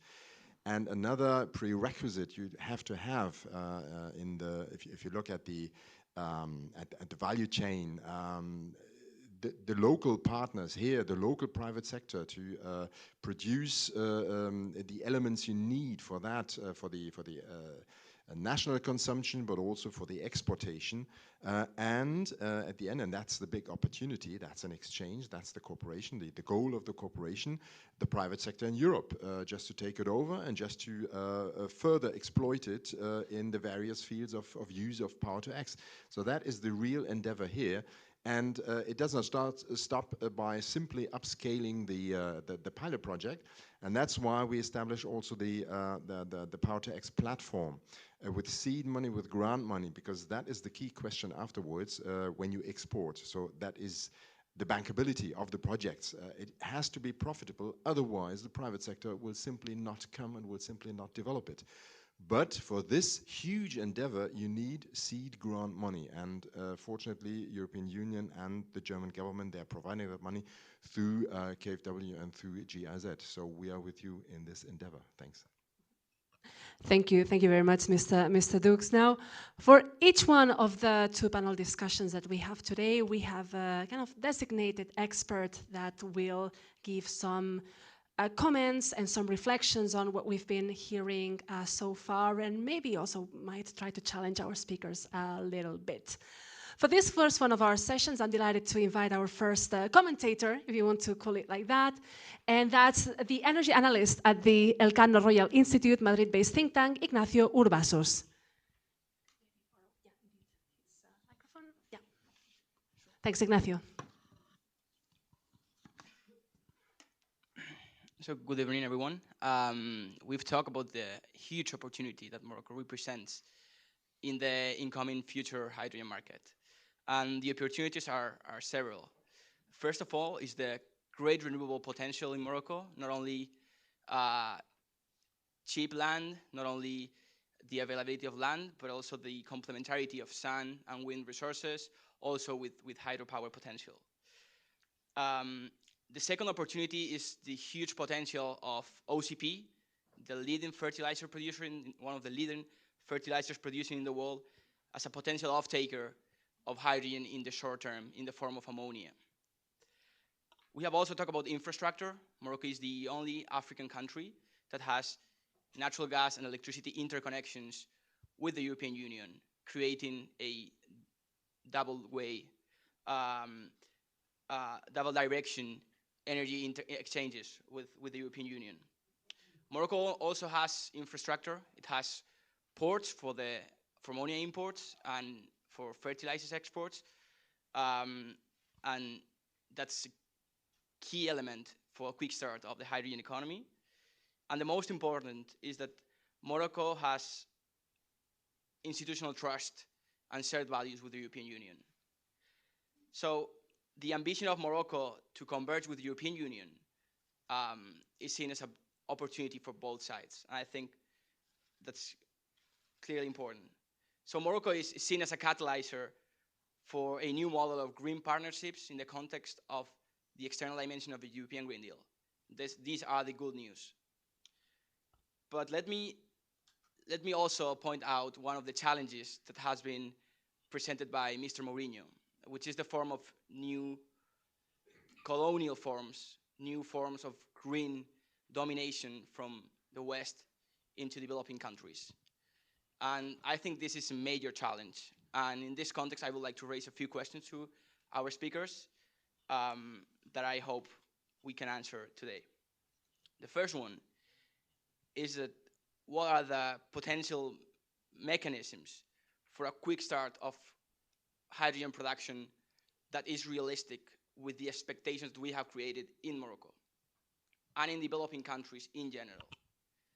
I would also like to ask if the 10 million tons of import target is a realistic message to our foreign audiences, or maybe we have gone too far and we have to redimension that target. My second question is, it has been already covered by our speakers, but what are the mechanisms in place to create local value? And in particular, in the case of technology, do we have a plan to create value in Morocco around electrolyzers manufacturing, balance of power of the hydrogen producing systems, power grids?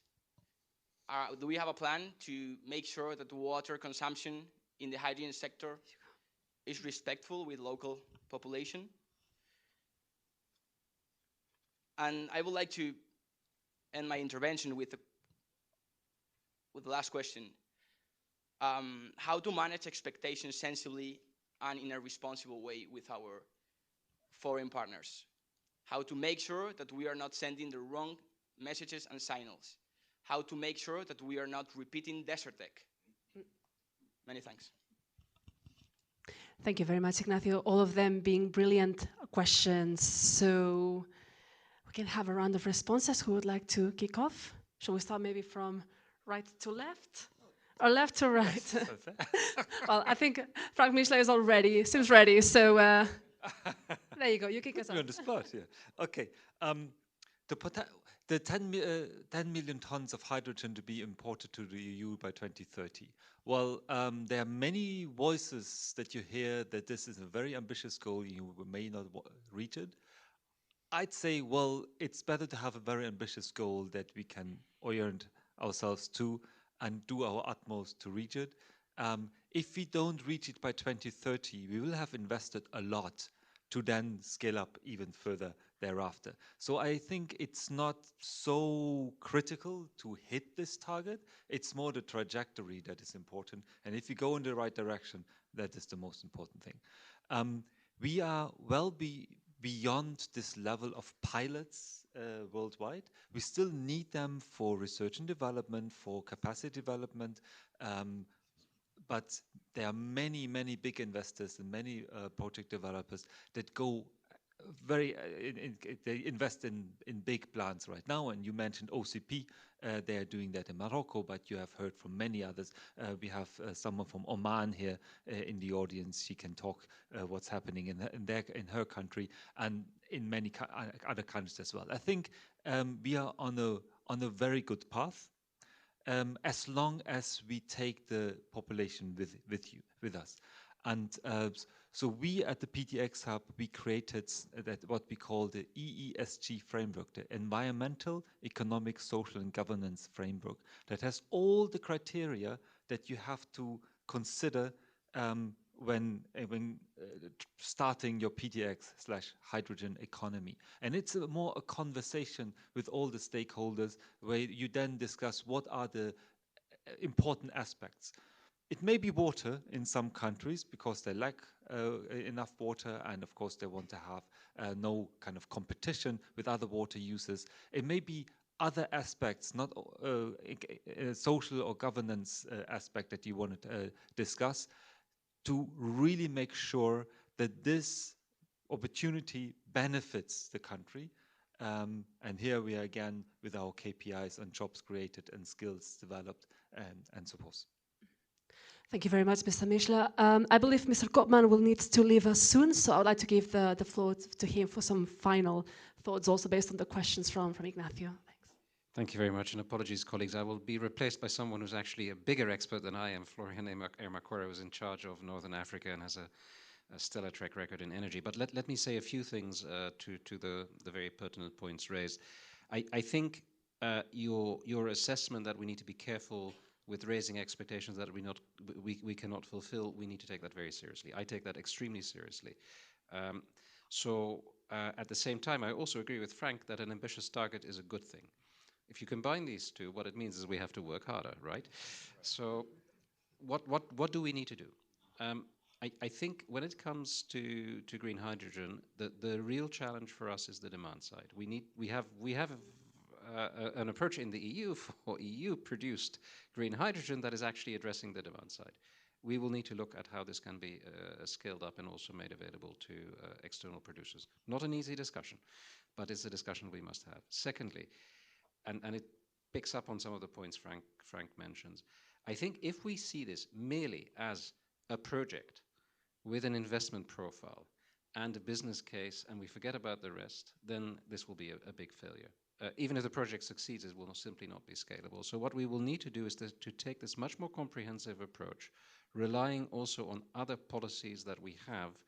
And here, given the excellent relationship between the EU and Morocco, we need to play to our strengths collectively on both sides.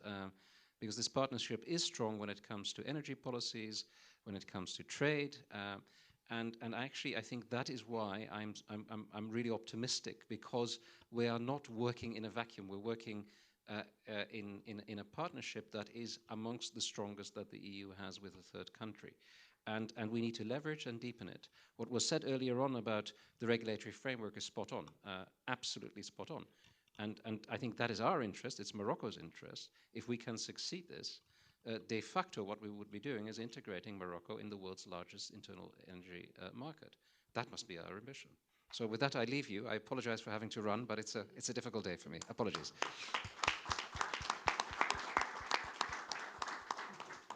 Thank you very much, Mr. Koopman, for having joined us. Appreciate your time to join us in this panel. And then welcome to Florian Ermakwara, indeed, Head of Unit at the European Commission. Now, we were in the middle of the questions that Ignacio had raised, so maybe you could get back to Mr. Hamane and then to Jörg. Thanks. Thanks, Anna. So I will take it from last word about integration. So I think it's the key elements. And I think we are fully aligned on that. And coming back to your question or the target of 10 million ton by 2030, if the question can we do it, my answer would be yes. What are the challenges for me?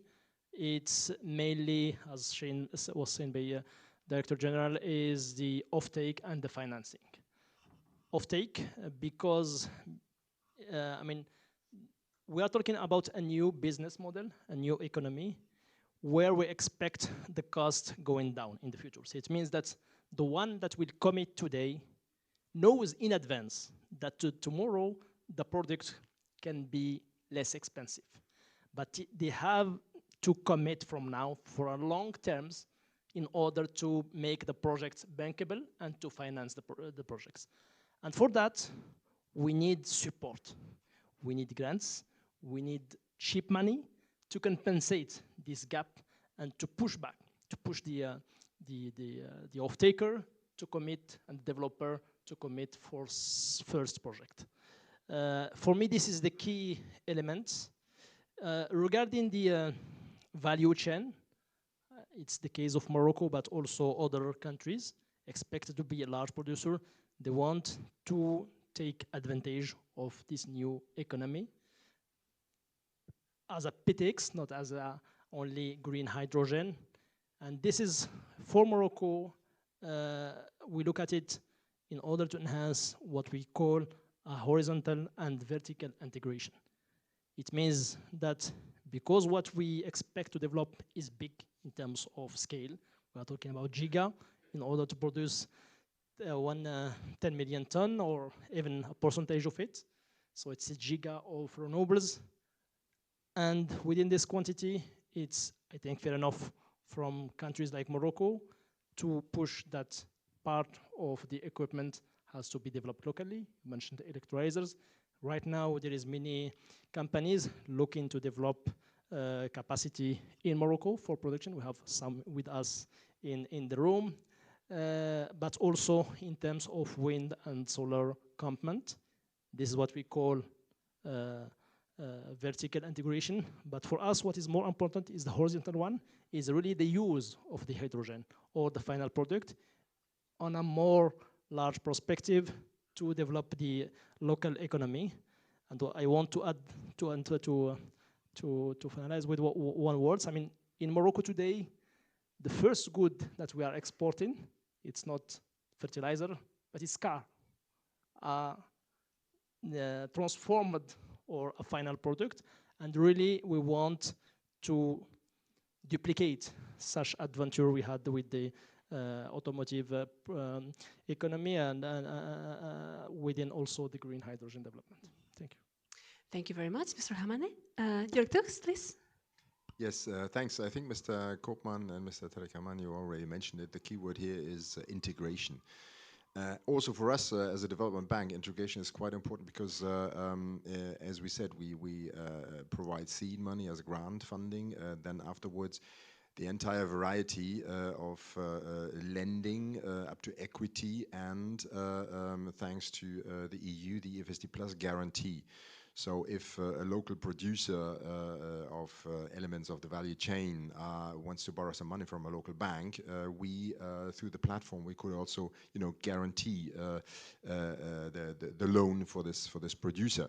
This is something new for us as well. So we have to also integrate our instruments. We have a lot of other affiliates in the banks, so we have to integrate them as well to provide, and that's very important, tailor-made solutions. It's not a one-off, as we said, not scale up and then we provide anytime you need it the same financial structuring. So it's really tailor-made, and it also depends on the size of the investment, of course. And by the way, if you want to see fertilizer production at the edge of development, come to OCP, come to Geoff Lasfar and look at this production they have there. But they also integrate. So the first loan we provided to OCP, they were just flooding their raw phosphate rock and putting into a pipeline with water and then transported to the industrial plant. and then they dry it, and then they export it, or they transfer it to fertilizer. But they save the water because there's water scarcity in Morocco, so they recycle it. And then step by step, they use only desalinated water. And now they are masters of desalination, and they use this capacity in also producing hydrogen for ammonia and so on and so on. So this is something they are really master of. So that is the integration of these ideas, being very innovative. And then you are really at the edge of developing further all the potential hydrogen has. Thanks. Mm-hmm. Thank you very much, Mr. Dukes. Now, before I open the floor for questions from the audience, maybe Florian, who has just joined us in the panel and stepped in from Mr. Koopman, want to add some words and some comments to that. Very quickly, good afternoon. Just in the margins, also answering to some of the points Mr. Urbasos mentioned. First of all, what we need for such cooperation between Morocco and the EU are certainly investments at really large scale in Morocco. And when I talk about investments, that's not public investments. For the moment, I understand 2/3 of all investments are public investments. We need to reverse. 2/3 need to be private investments, that's for sure. But then we need to think, what is the business case for investors coming in? And there we come, of course, to money made by the investors within Morocco. But we need to factor in the export case. And whether that's then hydrogen or whether maybe quicker it's electricity, we need to see, but we need to factor in how the investors can make their money. And I feel a lot of pity for those people who more than 10 years ago worked on Desertec very intensively, putting a great business plan together. It failed. I feel pity because today, if you hear about Desertec, that's just an example of how not to do things. And I think that the main deficiency of Desertec at the time was indeed to forget the local value and the local component of any investment and action on energy in the countries where this energy is produced. And that's something we need to look at. And there are very concrete examples. Even if an investor looks at the export, then when we talk about hydrogen, an investor would need to think how to generate water needed for the production of hydrogen. That's not necessarily desalination. You could link to every hydrogen plant a wastewater treatment plant if it's somehow close to a village, because a fraction, I guess, of the wastewater, which for the moment flows into the Mediterranean, a fraction of this would be enough water to produce hydrogen at large scale. One example. Other example, skills. When you go as investor to Morocco into green energies, of course you need to invest into training of people. That's very important. The other aspect here is, of course, supply chains. We are putting with the Net Zero Industry Act the idea of also in view of the global challenges of nearshoring, of friendshoring. Morocco is the ideal place for nearshoring and friendshoring. So let's think holistically about any energy investment, because it goes much further.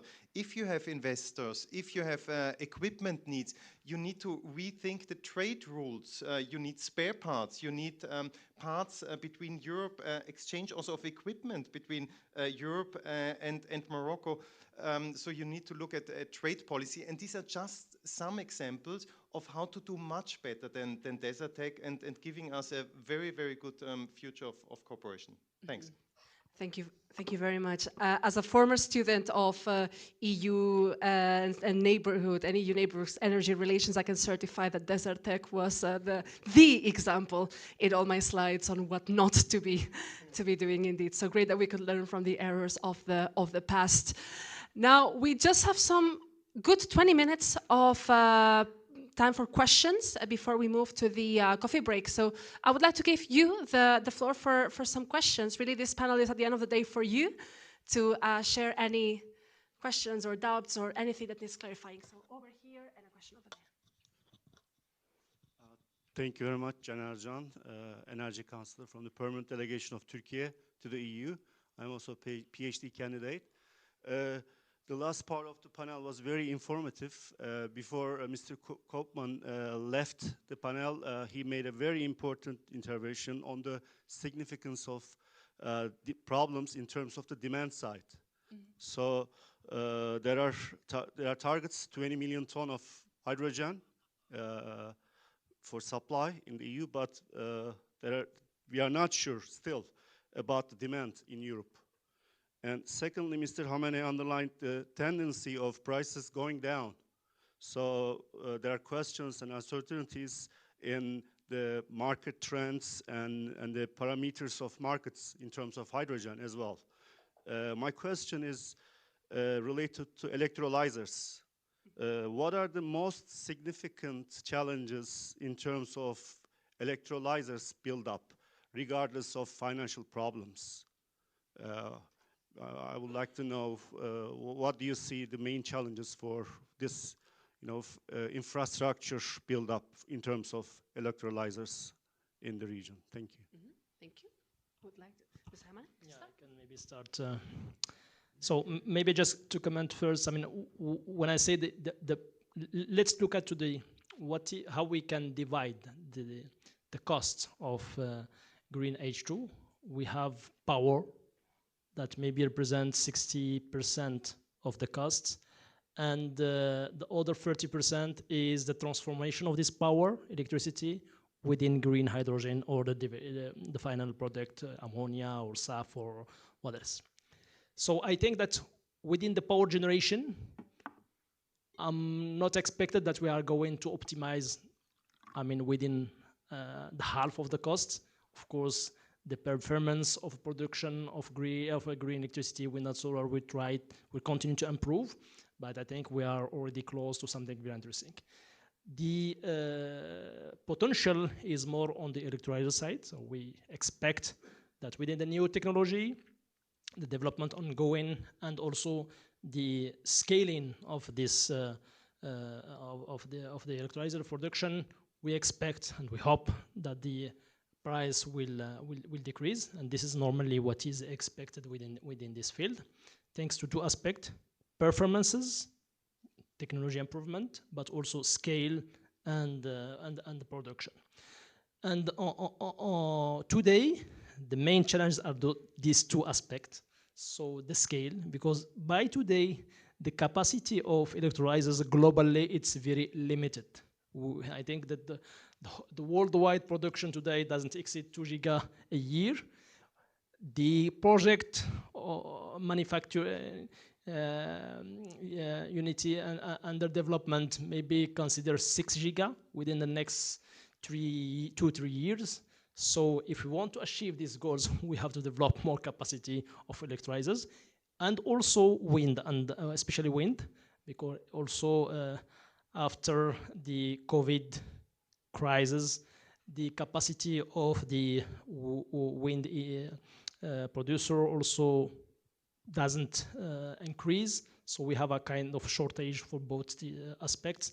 So for me, this is the main challenge, of course, supporting the evolution of the technology. And and for that, we need investment. We need support from the government in order to support this scale-up period.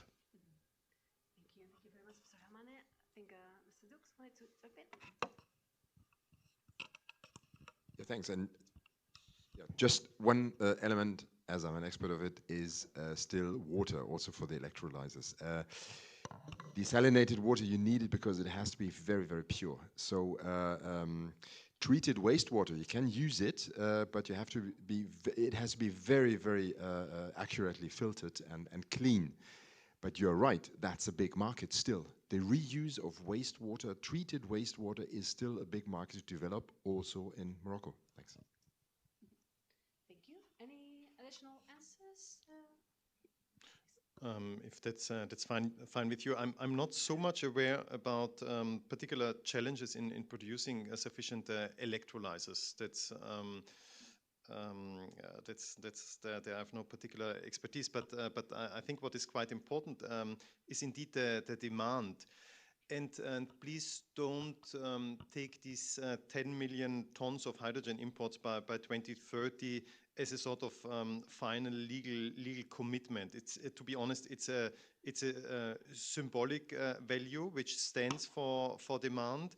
It's a sort of back of the envelope calculation at the time when we did the respective communication.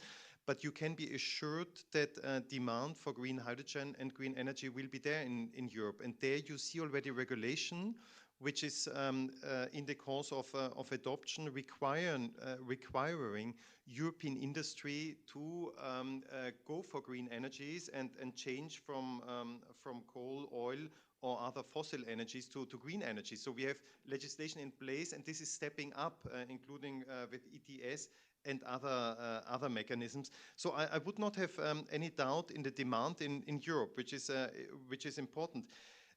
One aspect which has not yet been mentioned here in that context, which I find quite important, is the time scale. Yes, demand in Europe builds up, and others in the world are looking at feeding that demand.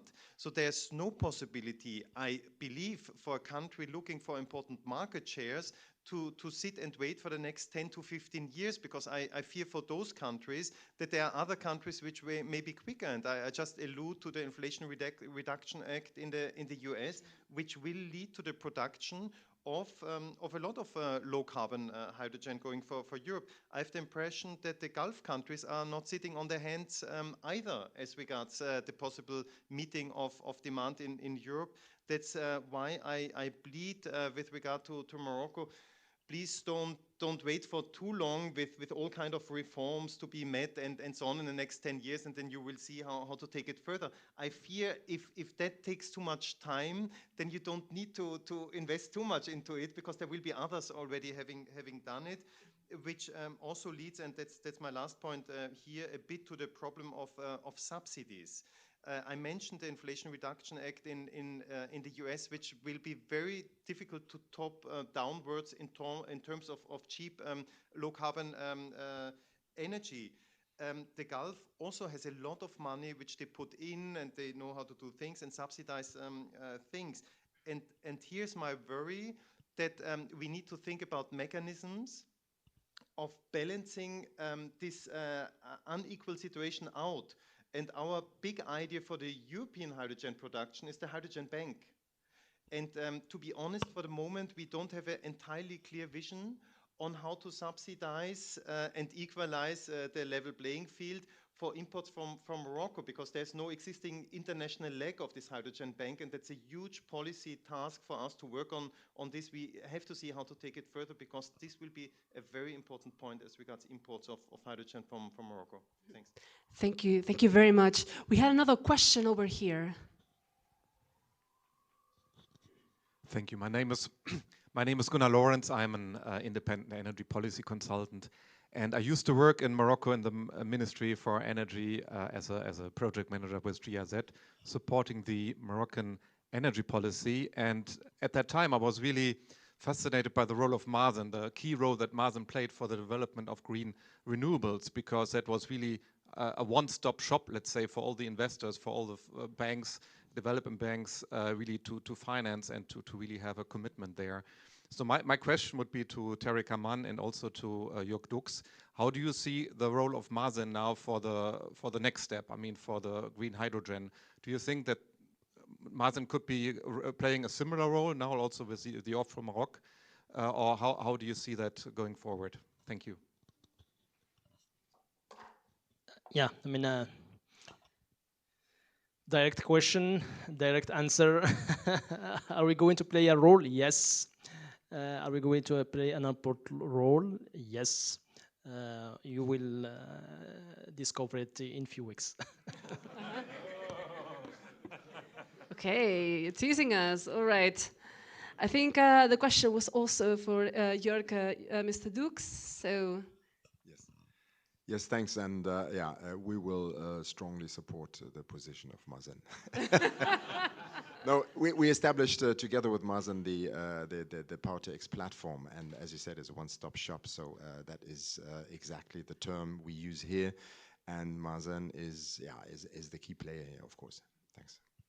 Thank you very much. Nice try, though. I think we had a question over here. Oh, maybe just to complement this, if you allow me. Yeah. But of course, just to bring it on a perspective, here we are talking about gigascale project. Of course, we are going to support the investment, but for such kind of new economy, I think it's more the private sector who will be leading the investment. Just. thanks. Thank you. My name is Florence Autrey. I'm a journalist. I'm working for a French website, which is called Of Investigation. I had a question about, it's a bit the elephant in the room. We all know that there's been a legal fight between the EU and other parties on so-called Western Sahara, Southern Morocco, you name it. And precisely this week, on Monday and Tuesday, there were nearly 2 days of hearings before the Grand Chamber of the court. And so my question is very simple. It was more to Mr. Koopman, but I would be happy to listen to his substitute. My question is a bit naive and simple. How do you factor in this legal uncertainty? It's also a political problem, but from our point of view in the EU, it's about legal uncertainty. How do you factor that in when you talk to your Moroccan partners, when you plan investments and etc.? Because again, we've been in this since 2016, and you had to rewrite the fisheries and the agriculture agreements from scratch. I remember in 2018 or 17. So it's a big deal, I guess. So I would be happy to hear you. I mean, there's no court judgment yet. So from that point of view, there's not so much factual we can factor in. We have put our policies implicitly, at least on paper, with a protocol on agriculture and fisheries, which is now disputed before the court. We had indeed the hearings this week. We expect then a judgment from mid next year onwards, I guess before summer. And then we have to conclude on the basis of those judgments. This is a few months. So from that point of view, there's all the rest would be speculation at this stage. If we started to form policies based on one or the other possible version of the judgment, which we will learn in a few months from now. So from that point of view, I wouldn't see a need for us to devise a policy in respect of a possible variation of that judgment. Let's see how that goes out. Thanks a lot, Florian. Could take one final question. I have some in my head, but okay. So then, if no one else takes the floor, then I would want to bring one last question and to pick up on one of the questions and one of the points that Florian mentioned, which is all the question around clean technologies and industrializations. The EIB Vice President also mentioned it, that decarbonization does not mean deindustrialization. And there are many players moving indeed. I mean, we've seen the Inflation Reduction Act in the US, which was actually a response to China's green subsidy strategies. Now there's the Net Zero Industry Act and the Green Deal Industrial Plan in the EU. So I'd be very interested in hearing how does this context fit into the picture of the EU-Morocco Green Partnership, and which can Morocco's role be in developing indeed the clean technologies needed to enable the green transition. So I don't know if Mr. Hamane and our speakers have some additional thoughts on that. Yeah, thank you very much. I mean, maybe what I can highlight is some example. We mentioned water. I mean, Morocco clearly commit that all the desalinating water that will be produced will be done by green electricity. So all the projects from desalination are fed by green electricity first. all the projects we are going to consider on green hydrogen will be also fed through desalinated water. So we are not going to touch to underground or other sources of water. So and also we are of course having this target of at least 52% for our installed capacity. We are supporting within the different update of the regulation to open the market for green electricity in order to enhance the penetration of green electricity within our economy, within our industry, to be also ready for committing with all regulation coming from our partners, mainly Europe, regarding the let's say the carbon barriers. In other hand, we have our long 2040 target of 85% target. So yeah, I mean, we are clearly on the path.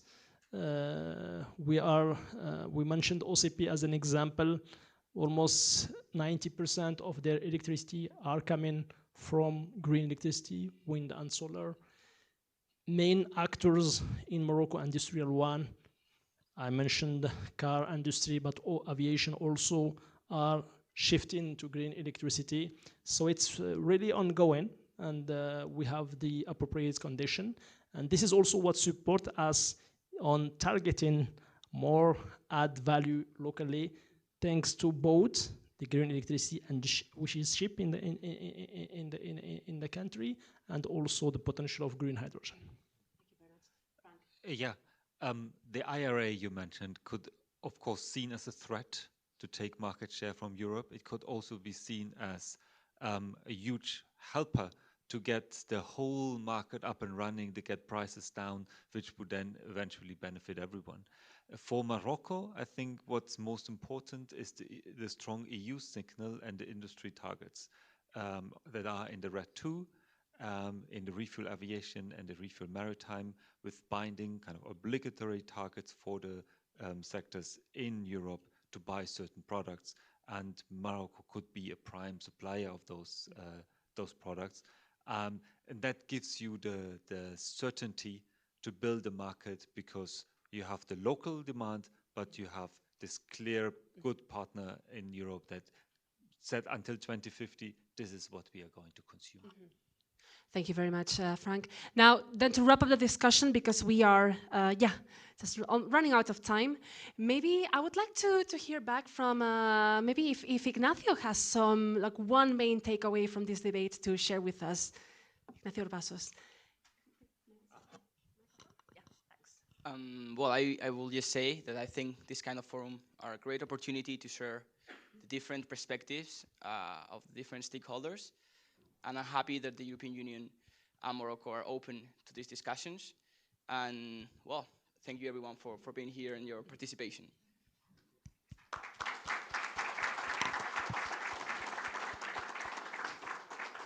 Indeed, I think it's been a very informative and also quite thought-provoking discussion that we just had. So thank you very much to all of our speakers that have joined us in this session. We are moving now to the coffee break, which is going to be downstairs, and we're going to be back at 4:30 for the second one of our sessions. Thank you very much, and see you soon.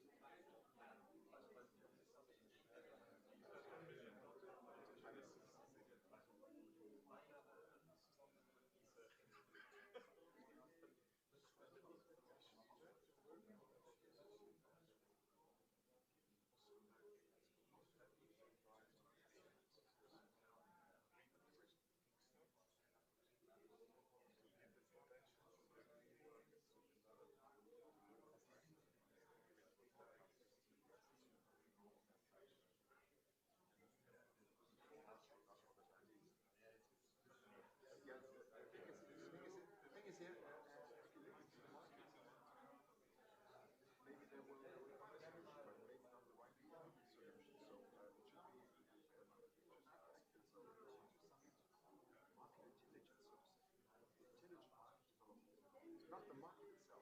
Just the market, then the prices, they will stay high. That's for sure. Demand will really follow, but the prices will stay high. Because even in 10, 15 years, all of a sudden the demand rises.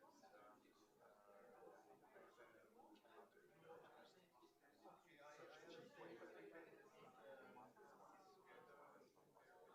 And I don't know what the scale will be when it comes to prices. Not quite sure. But nevertheless, there's a lot of room to so that's why, intelligent market management, so to say. Not steering, that's market management. So opportunities, yeah. Guidance, opportunities. Okay. For example, for donors, just to tell them, okay, this is just there, a hotspot you can invest now, where you can provide finance for private investors, seed money, put it in, and then with 50 million euros, you get 500 million euros from a private investor.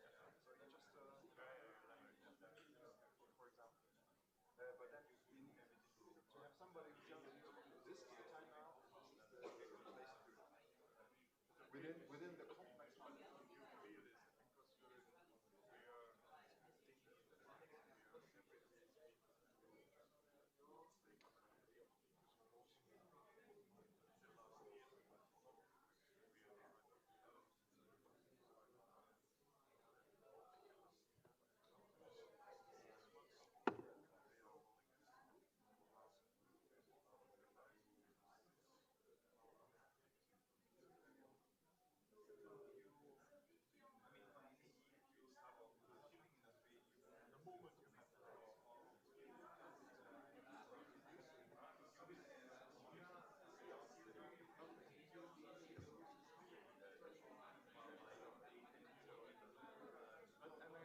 Sometimes in Morocco, after 12 years, we haven't finished the water treatment plant. That's possible as well.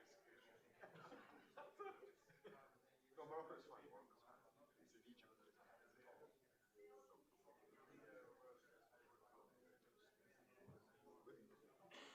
Yes, yes, yes. Oh, yes, yes. I met him last week. No, no, no. In yeah, it was at the Global Water Summit. In Berlin. We talked about desalination.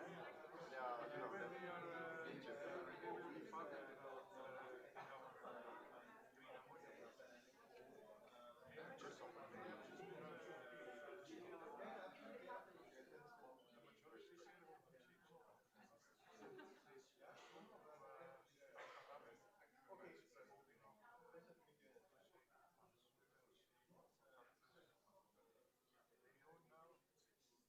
Thank you very much for stepping in. Anyway, thanks a lot. Thanks. Was it short? Yeah, just a little bit. I think so. So I don't. I mean, you have it on.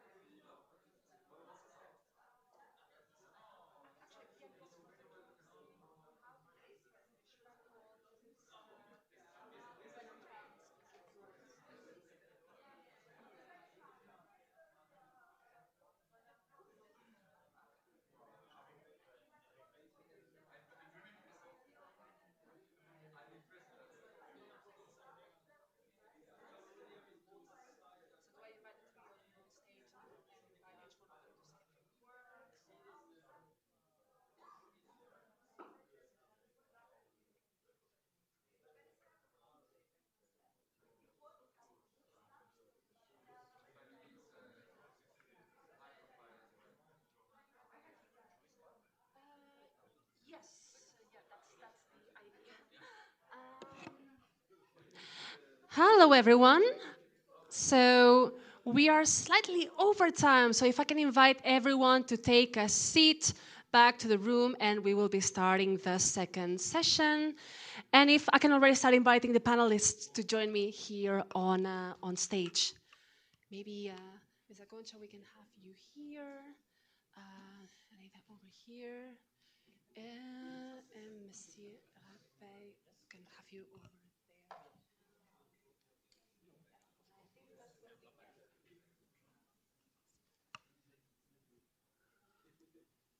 I don't have a little bit, yeah.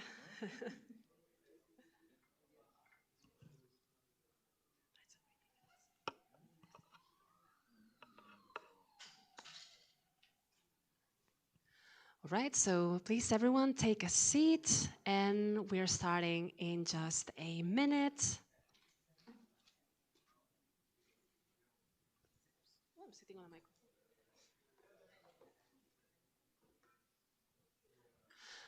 All right, so I think we're going to start. We still have a couple of people that need to come back to the room, but let's get things started. I'm just going to briefly introduce the speakers. So I hope you've enjoyed this coffee break, a well-deserved one, because we had a couple of hours with a lot of discussions and some really great speakers and a lot of input. I believe that it's good to be digesting as well.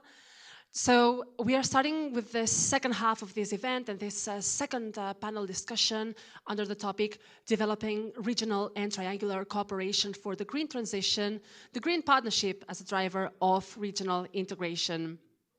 We had this first session in which we were discussing in depth what the EU-Morocco Green Partnership meant, and I already hinted, like, could this be a blueprint for other kinds of cooperations with other countries in the southern Mediterranean or the EU's neighborhoods?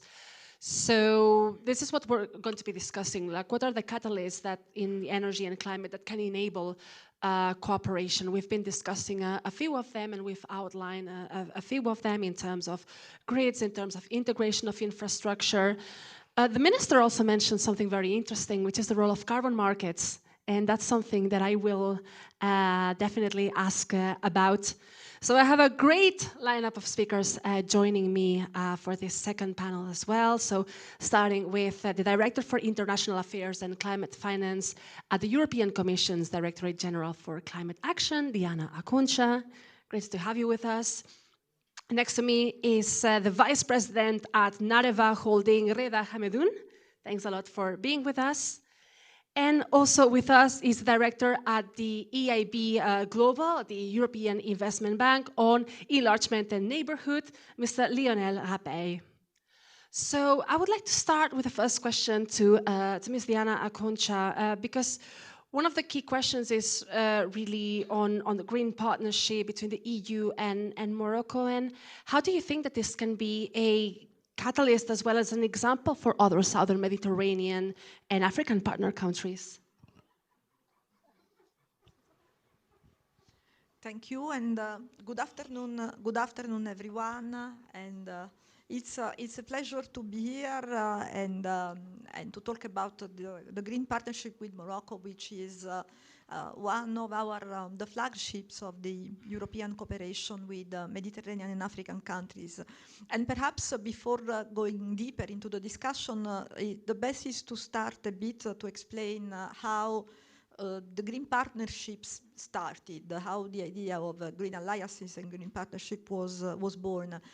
You will remember that in 2019, President Ursula von der Leyen launched the European Green Deal, which is a very comprehensive growth and development plan for the European Union, which is not only about climate policy, but it's about the environment, the industrial development, it's about trade, it's about pollution, buildings, transport, and last but not least, sustainable finance. And this is something that is going to really change the way that Europeans live and work and develop their economy. And we realized, and the headline of the Green Deal is the achievement of climate neutrality by 2050. And following the Green Deal, there was 2 years later, in 2021, the European Union launched the Fit for 55 legislative package, which was to implement the 2030 objective of reducing our emissions of 55% compared to 1990. And I'm glad to say that this legislative package is now adopted, and that the different pieces of the puzzle will start entering into force, are starting to enter into force between now and 2026, 2027. We realized at that point that we needed an instrument to project our ambition on the global stage, that we had a lot of different dialogues and relationships on climate, energy, the environment with different partners, but that we wanted to create a framework which allowed us to engage with our partners on the whole spectrum of the policies of the Green Deal, and that we wanted to do this with partners that showed that they could match a similar level of ambition and commitment to the green transition. Climate is, as everybody knows, one policy where one bloc or country, important as it may be, economically cannot make it alone. We also are all aware that the multilateral negotiations also, there are the moment, and COP28 is coming soon, the moment where everybody is going to commit to climate action and to showcase their domestic policy. The multilateral negotiations only did not allow to go more in depth with the partners that want to go more deep and go deeper. And this is why the Green Alliances and partnerships were born. The Green Alliances were for partners that had a net zero commitment by 2050, and Green Partnership were for others that are not necessarily, don't necessarily have this commitment, but that still share our engagement on green transition and are willing to commit and to cooperate with us on a wide range of sector. And this is a bit in terms of background. Now, what are the benefits of these alliances and partnership? We have a few of them already operating. We have a Green Alliance with Japan and Norway.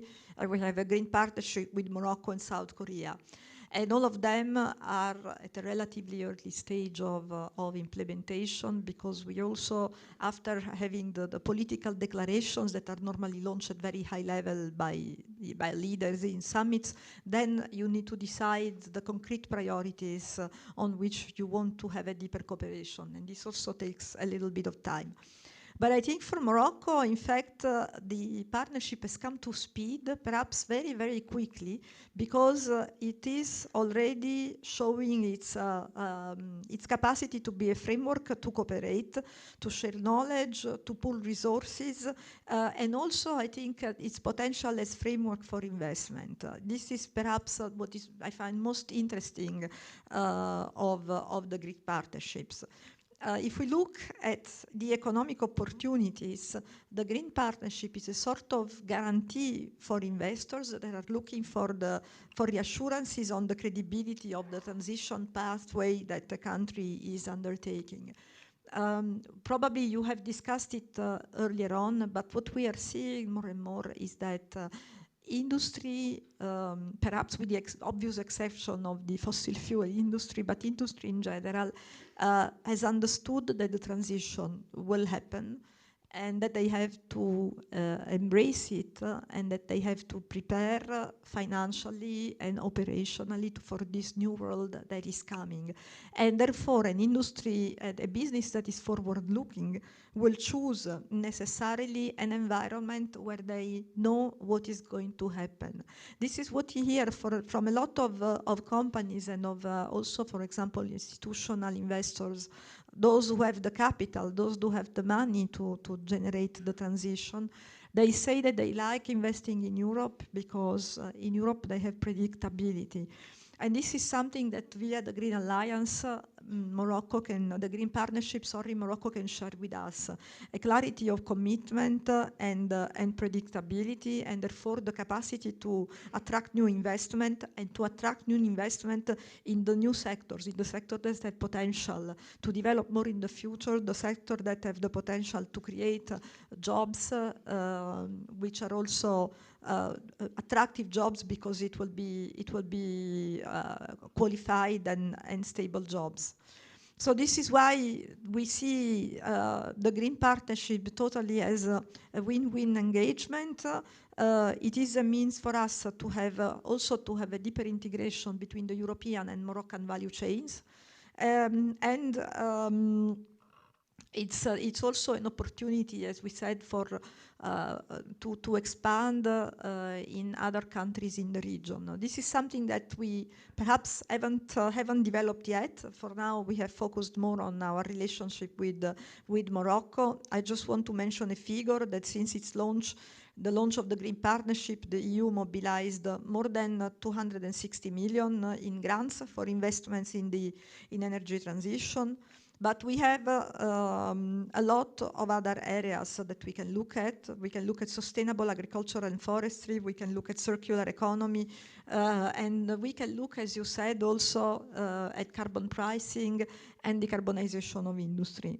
So we are quite open we are quite open to develop. We are quite open also to see how the Green Partnership can be an example for others in the region.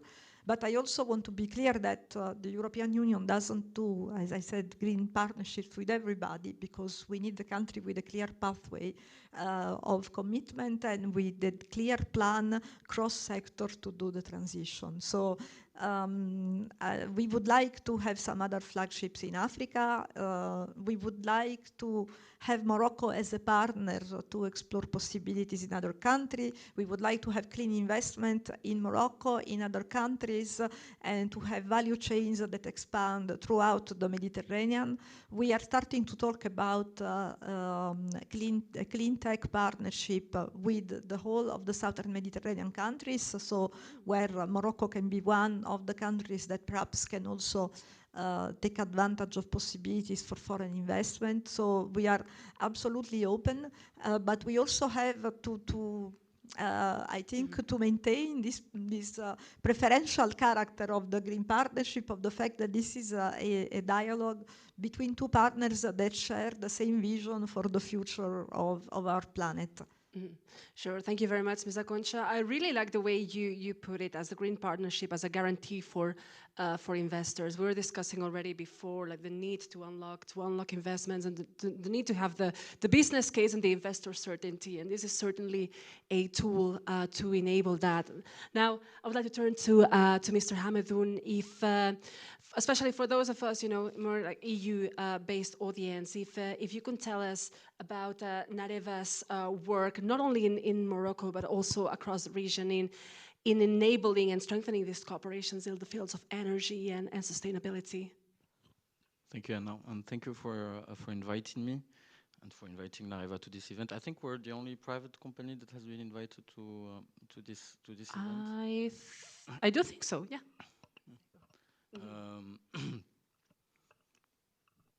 Nareva is a young company. They operate in the energy sector, and it's a private company. And in less than 15 years, we've managed to become the largest private provider of energy in Africa, with 3.6 gigawatts of capacity already installed, including 2 gigawatts in wind power. So we operate a range of wind farms, mostly in Morocco and soon in other countries of Africa. And we've managed to be part of this green revolution by lowering the cost of renewables. And today, wind power has among the lowest LCOEs in the world, and it is extremely competitive. When you opened our Tarfaya wind farm, 301 megawatt, at the time it has the lowest cost of electricity in the world. And in this summer we opened the Aftisat wind farm in the south of Morocco with a capacity of 400 megawatt, and it's already operating, and it is today the largest wind farm in in Morocco. So this energy transition is very real to us. We poured more than $7 billion of investment since our inception. So how did we do it? The main reason, as often it is for successful businesses, is sheer luck. Because we benefit in Morocco from the best winds in the world, probably with Chile, especially in our southern provinces, with wind speeds that can attain 10 to 11 meters per second, which in our jargon gives us capacity factors of up to 67%, meaning that it's almost base load energy. Just to give you a sense of these numbers, Europe is a windy continent, but its average wind factor in speed is 25%. So in the south of Morocco, you have 3 times that. And why is this important? It's important because our industry is an industry of capexes, of large-scale investment. So if you optimize your capexes, meaning if you have high capacity factors, then you lower the cost of electricity. And we're having this conversation about hydrogen, and we're coming back to it, I guess, because we're competitive. Because we have this ability to produce electrons that are low cost and low carbon. So this is our real value today. So the number one reason is sheer luck. Number 2 reason is that we were lucky to operate in a very enabling environment with the governments of Morocco and all agencies putting in place a range of regulations that were conducive to this type of investments, including the ability to sell our electricity directly to private companies through the law 1309. And today we have 700 megawatt dedicated to this market. So there are 2 markets in Morocco, one where you sell your electricity to utilities, Mazen is our client, but also to the private sector, thereby enabling us to competitively decarbonize a whole range of Moroccan industries. So that has been a win-win. The third reason is that we partner with European companies also. So European partnerships are a daily occurrence for us. I spend most of my day dealing with our partners in Enel, for instance, which you know. We have a joint venture with them in Morocco that is implementing an 850 megawatt program that we won together. We're partners with Engie in various businesses in Morocco. So partnering with Europeans has been mutually beneficial, and we've learned from this experience. So this is how we supported and accompanied the energy transition in Morocco. But we believe that the word transition is something that designates something that starts at some point and that ends at some point. Right? We cannot stay in an eternal state of energy transition in Morocco. So what's the next step? What happens after this transition? And I think what happens after this transition is an industrial affirmation. This is a word that I haven't heard a lot today. Talking about energy is obviously of interest to Europe, and we will support European needs because we're friends, because we're partners, but also because it is in our interest to do so. If we're having a conversation about hydrogen, if the offtakes are in Europe, then it is in my interest as a Moroccan company to sell this energy in Europe, and not just because within Repower EU you have a 10 million objective of important green hydrogen or a 40 gigawatt objective of electrolyzer capacity. We'll do so to help our friends in Europe, but also because it's in our national interest. But it is also in our interest and in our common interest to create jobs. You just talked about create jobs. I think you were one of the first to talk about this today.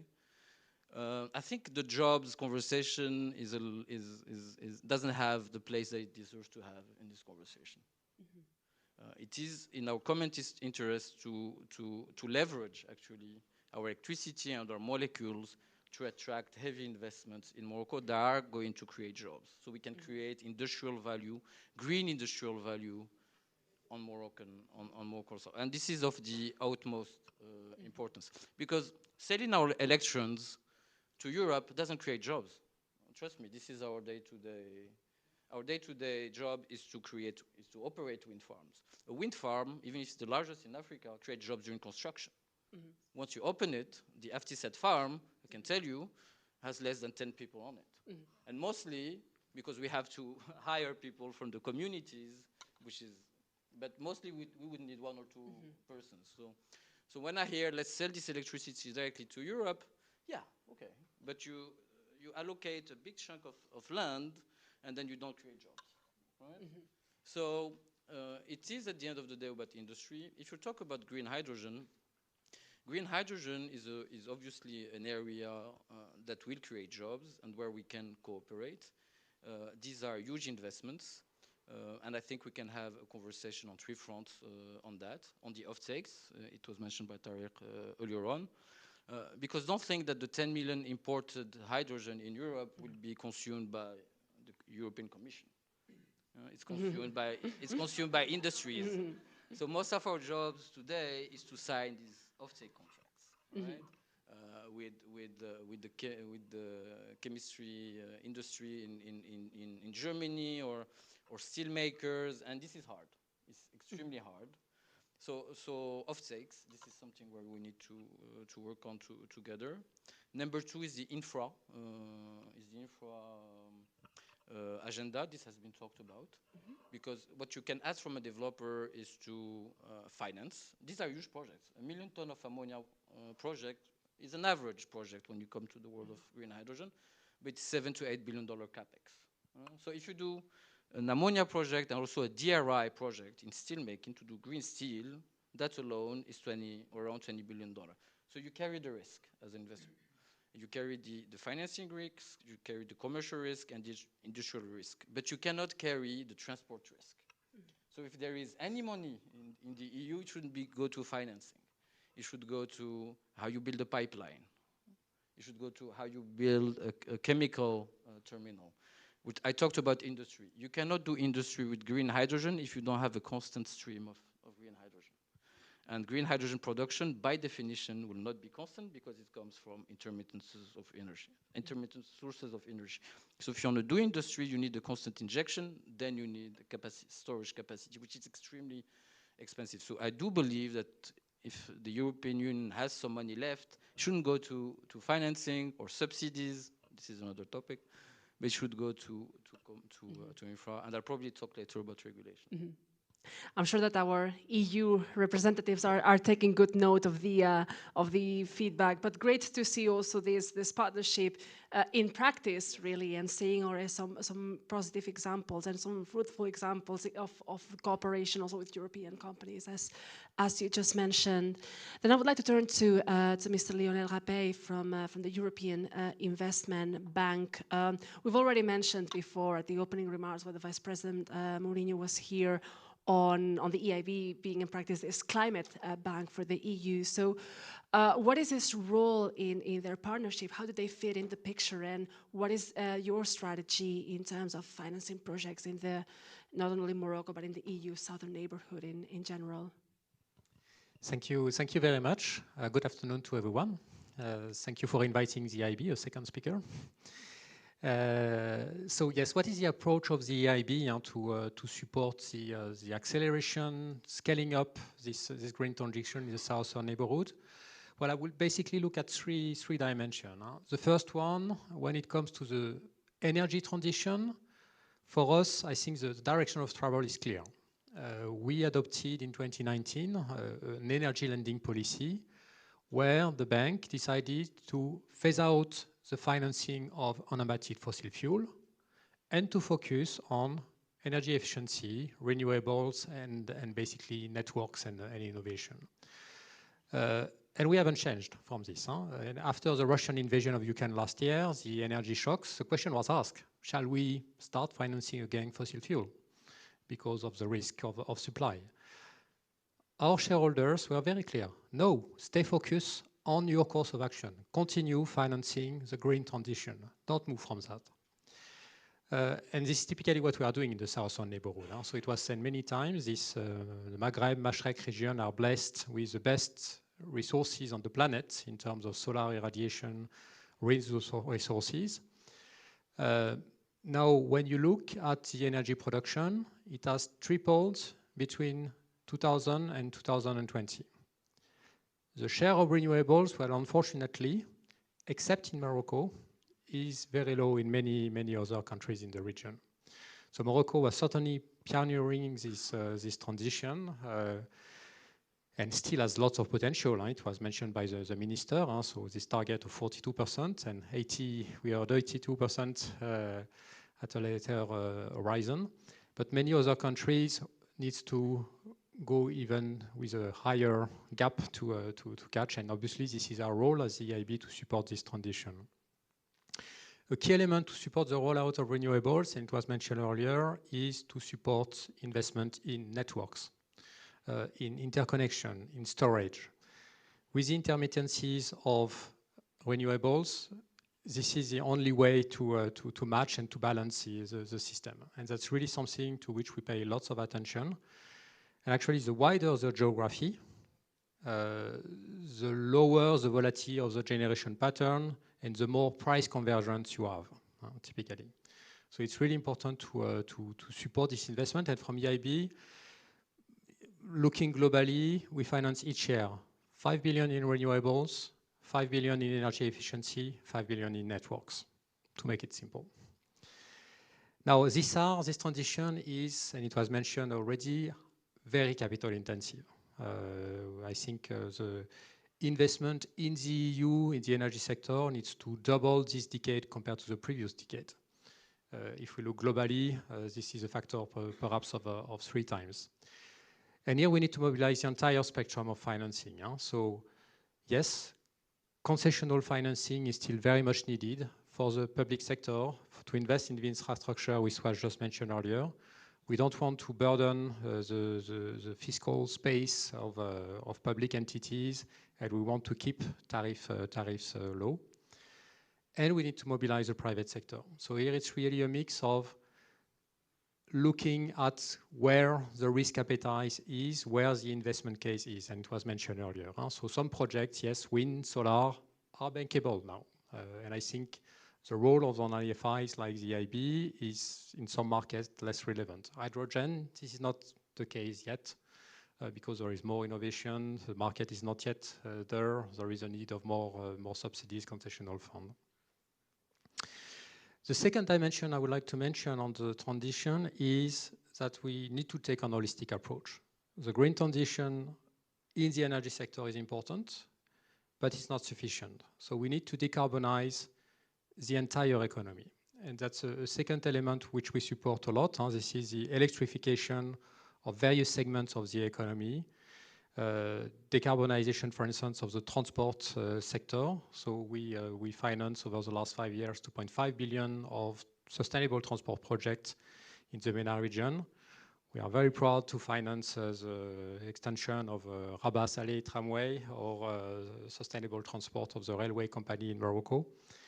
And for us, it's a key element. And it was mentioned by Diana Concha. I think the EU-Morocco Green Partnership has this comprehensive approach. It's not only about energy, it's also about water, agriculture, forestry. And that's really an element which is important.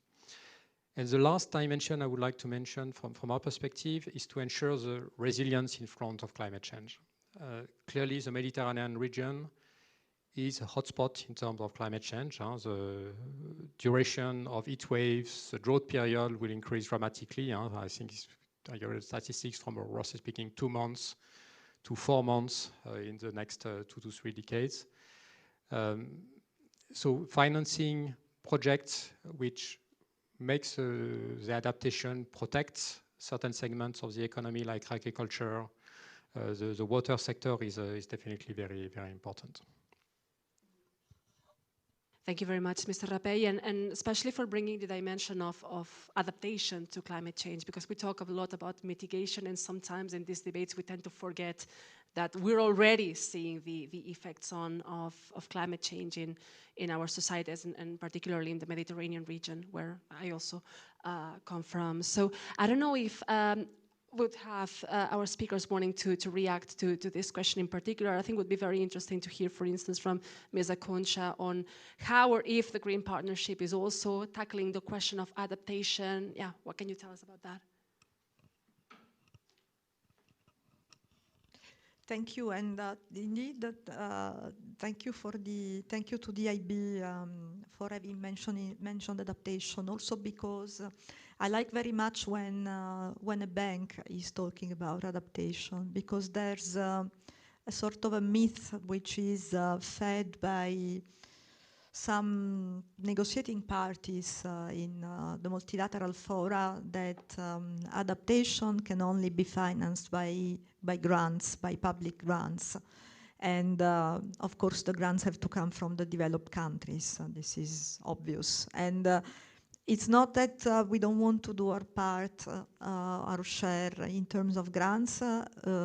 More than half of the European Union climate finance, public climate finance, goes either to adaptation or to projects which have both a mitigation and an adaptation impact. So that's not the point. The point is that for adaptation, like for mitigation, the public finance is not enough because the needs are enormous. And adaptation is indeed cross-cutting. Adaptation is, for example, sustainable cities. Adaptation is water. Adaptation is sustainable and resilient agriculture.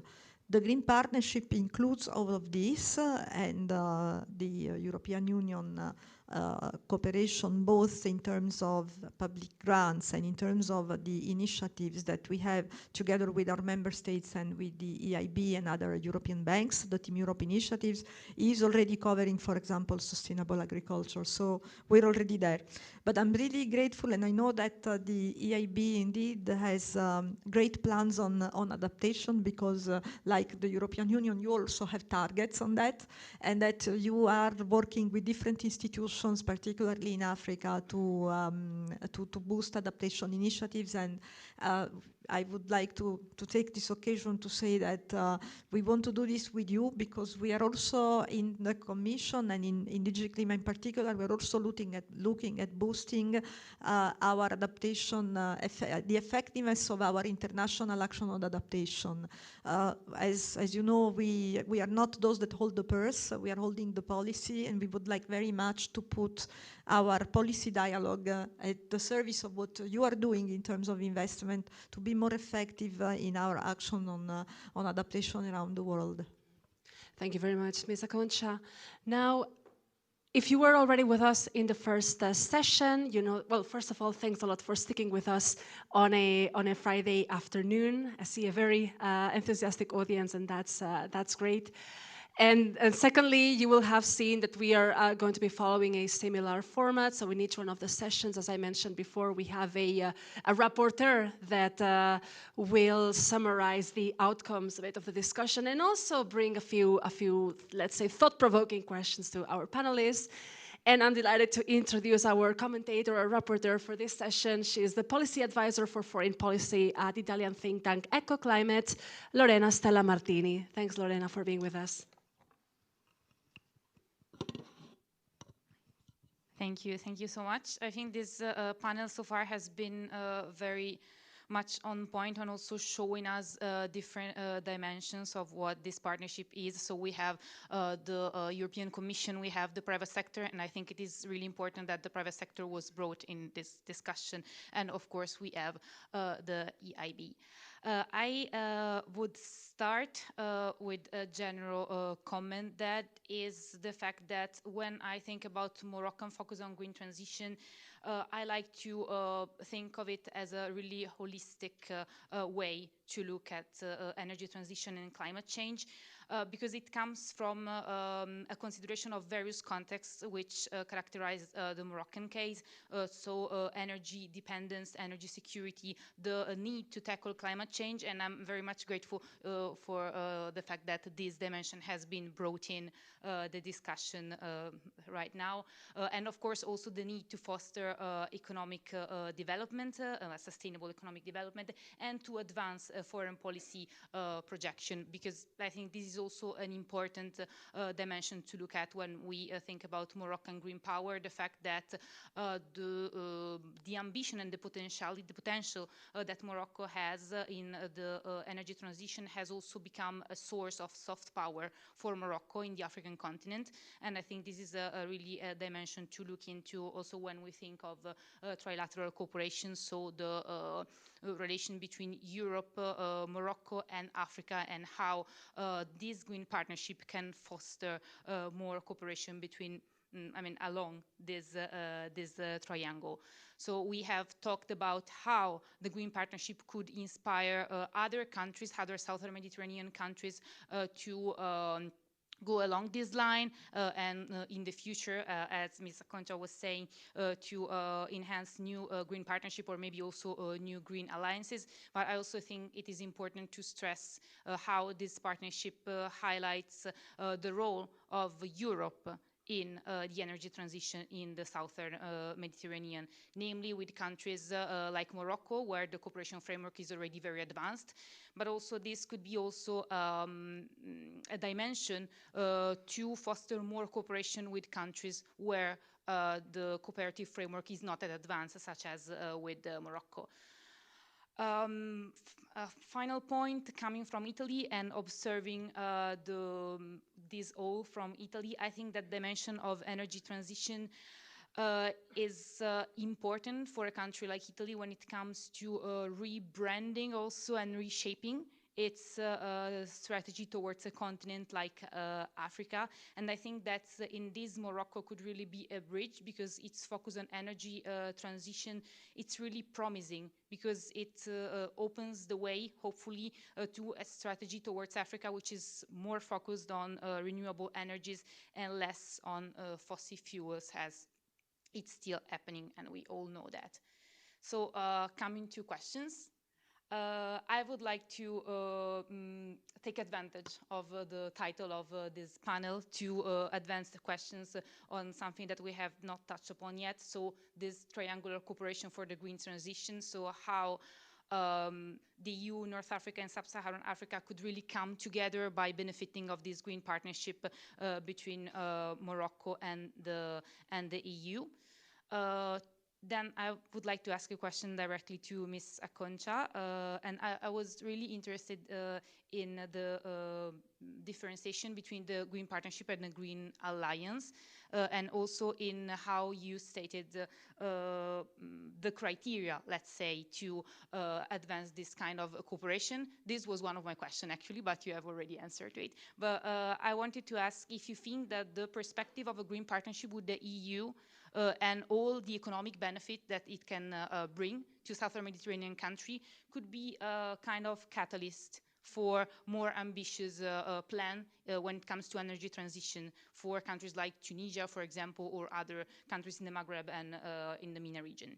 And also, since we are just heading into the COP period, how do you think that the green partnership between EU and Morocco can act, if it can, of course, in the framework of the COP, if it can be beneficial in the framework of the COP? And then coming to the private sector, let's say, we have talked also in the previous panel about local development, green transition. We have talked about the creation of jobs linked to the green sector and the green economy.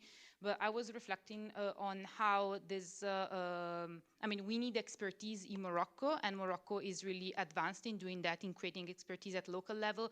But given its ambition at an African level, it could also position itself as a hub for expertise at a continental level. So how, what is the role of the private sector into that, and how can an institution as the EIB work in this direction, also in the framework of the promotion of the green transition of the whole continent? And I'll stop there. Thank you. Thank you very much, Lorena. That was a great insight and some great questions to our panelists. So maybe we can start from my left to my right and start with Diana Concha, who also had one question specifically for her. Thank you. Yes, this is better. So if I understand correctly your question, well, the difference between the alliance and partnership is already answered. So you were asking about the green partnership in the region and the green partnership, how can the green partnership work out in or play out in COP28? On the regional possible, say, being a catalyst in the region or an example for other countries, it has to be clear that the ambitious policies and the commitment to a solid and economy-wide pathway of green transition is at the basis of having a green partnership with a specific country. So I think that policies come first and the green partnership follows the policies somehow. So if Morocco was chosen is because Morocco had the commitment. So that is the pattern that we follow when we look at possible partners for green partnerships and green alliances. It's not something that a formula that we are going to offer just to consolidate relationships, but rather because the commitment is there already. I'm sure that it will be possible to have other green partnerships in the Mediterranean or in the region, but we are not concretely talking to any other partner in the region at the moment. There hasn't been the same conjunction, I think, of circumstances that we've had with Morocco. But it is a formula that we would like to use again, and we hope that the example of Morocco will stimulate the attention of others. But in the case of Morocco, as I said, the policies were already there, and I think that what can make it attractive now for other partners is to see that in fact the money is following the policies. If other partners see that the money follows the policies, then they will be interested. At the moment, particularly in sub-Saharan Africa, there are still a lot of countries that are betting on using particularly their own fossil fuel resources as the basis for their development. If this is the case, then I think the green partnership is not the right formula.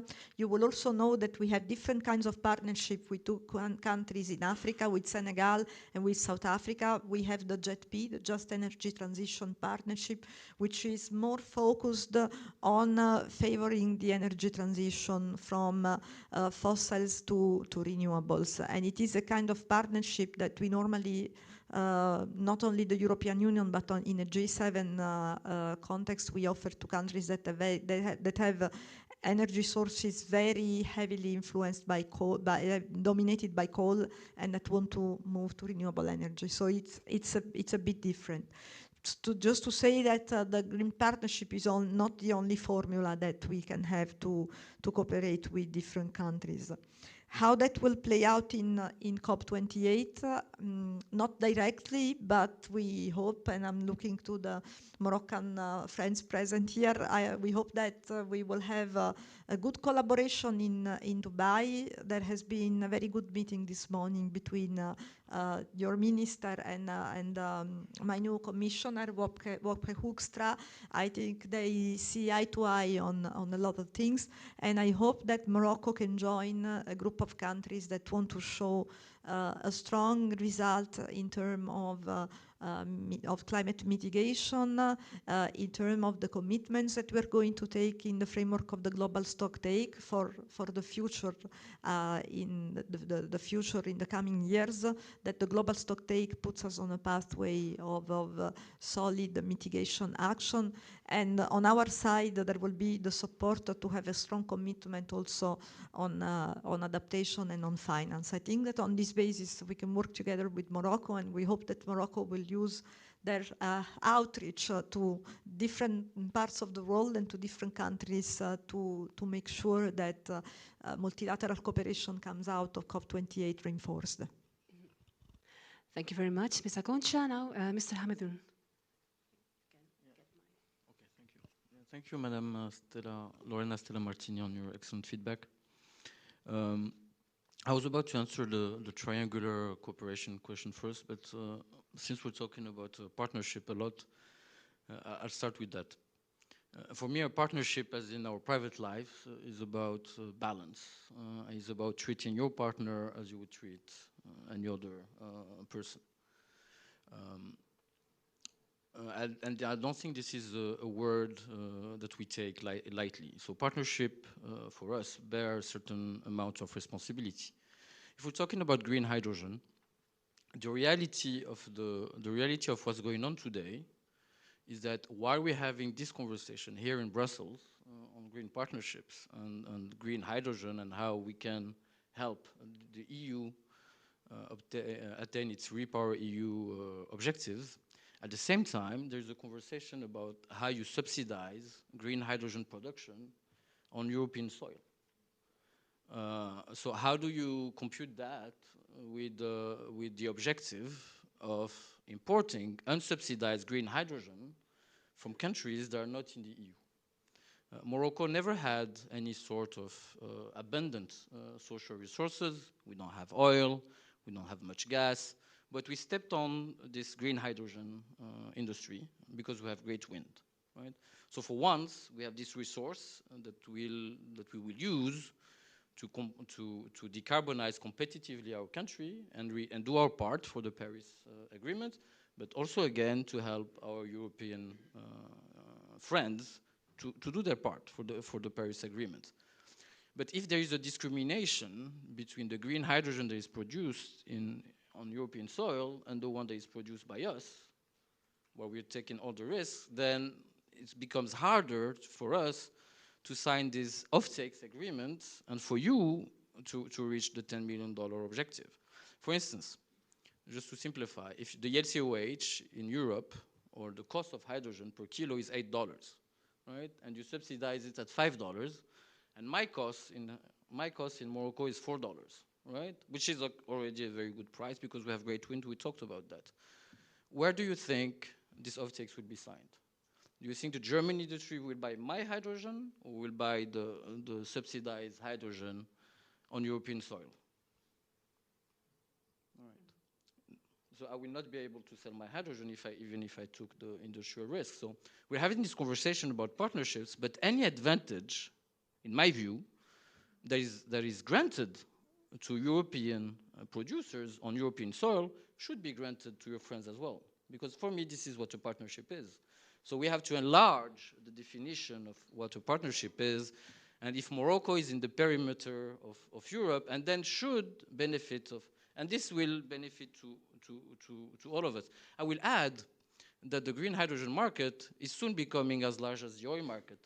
So subsidizing to $4 to $5 at the taxpayer expense.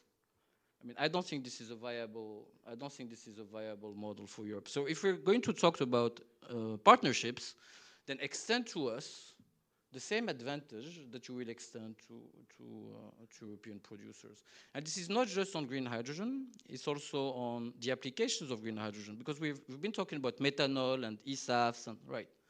Well, again, there is a waiver that has been announced by the European authorities to allow the carbon that gets into the methanol to be green until 2041 if it's captured industrially in European soil, right? So basically you can capture industrially the sea, synthesize it with green hydrogen, and then you'll have your green methanol, right? But this waiver hasn't been extended outside of the European Union.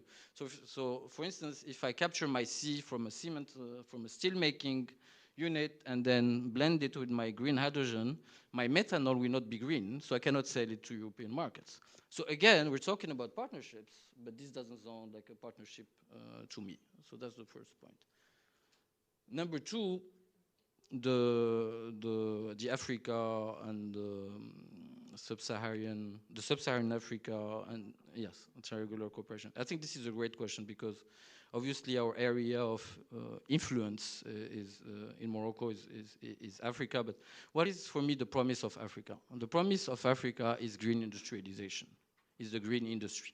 Africa has all it needs to become the green industrial powerhouse of the world. Why? Because Africa has minerals. Africa has cobalt, Africa has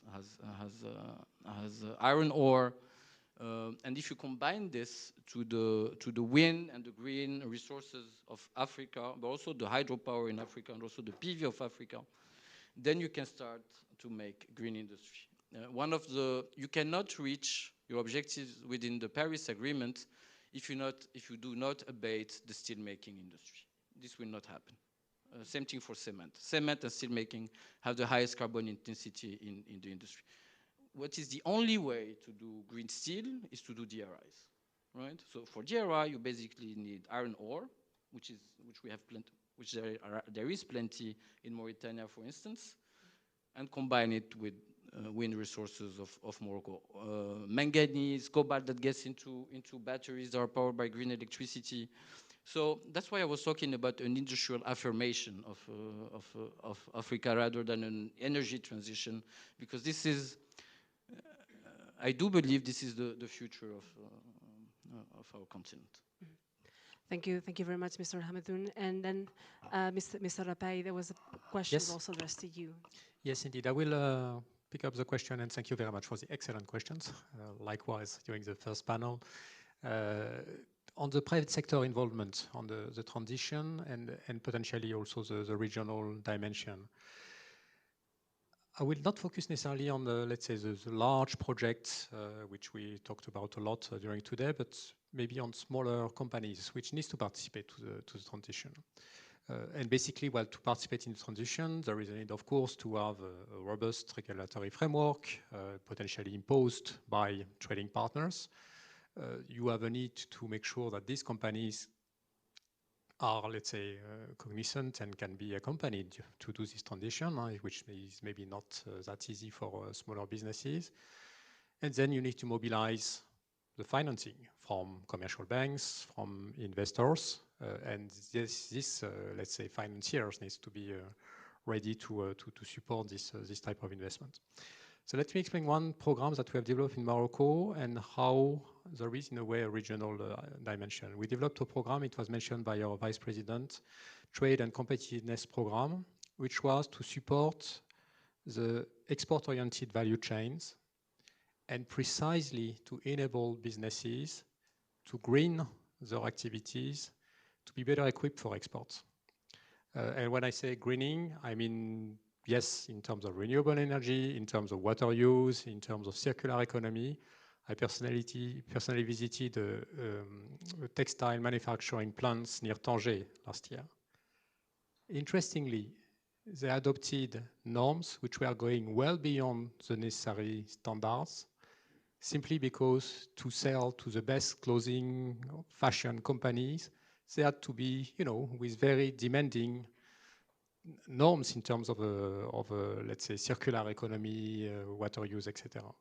So this is the type of support we try to provide with this program from different perspectives. One is to provide direct advice. The other element is that we developed, I think it was mentioned, a guide on decarbonization with the Moroccan Association of Companies, Confédération Générale des Entreprises Marocaines, to help them to know about the different technologies which exist, to know about the regulatory environment, to know about financing possibilities. And this is something which is extremely powerful, helpful to help these entities. Then mobilizing financing. Well, it's essentially a matter of risk. So here, what we try to roll out is what we call portfolio guarantees, where we provide to partner banks de-risking instruments so that they accept to lend and to lend on better terms, notably to accompany this transition. Why do I mention this as a potential regional aspect? First of all, we will replicate it. So we are constantly discussing un guide de la décarbonisation in Tunisia. So this is something we will do in many other countries. The other aspect is that when you talk about financier banks, well, countries like Morocco, a number of financing and commercial banks are active on the entire continent. So what we developed today in Morocco will enable to support businesses, SMEs, private sector in sub-Saharan Africa.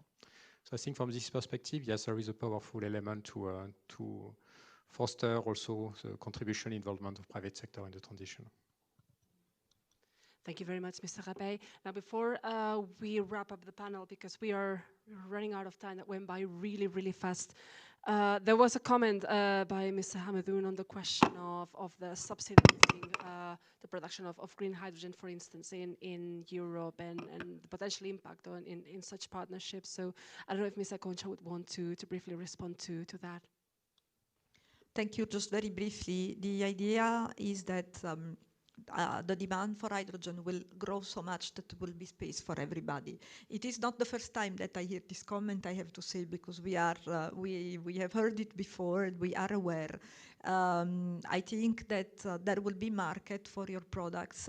I also think that about the industrial risk, I wanted to make the point, but the AIB colleague already made it. I think that we should look at the way to profit at best of the de-risking instruments that are put at disposal by the EIB and the other European banks with the supplementary guarantee of the Commission. So we have a fund, the EFSD Plus, which is exactly to provide guarantees together with the banks and to the risk. So we hope that you will be able, perhaps in your future investment, to take advantage of it.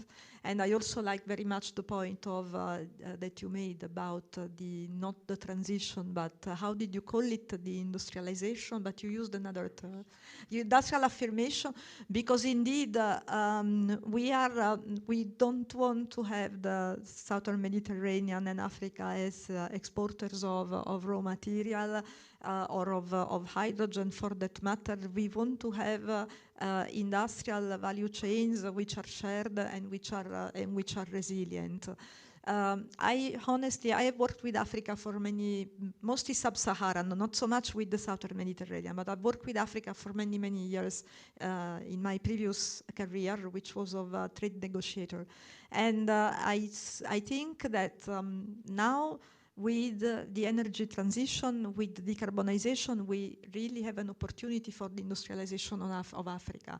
I think that this, what we, to be very honest, did not manage to do with trade, because we believed a lot that by integrating Africa in the world trade, we would get great results. It honestly didn't happen, because sub-Saharan Africa remains very limited in terms of trade. There is still the model of raw material exports is still there.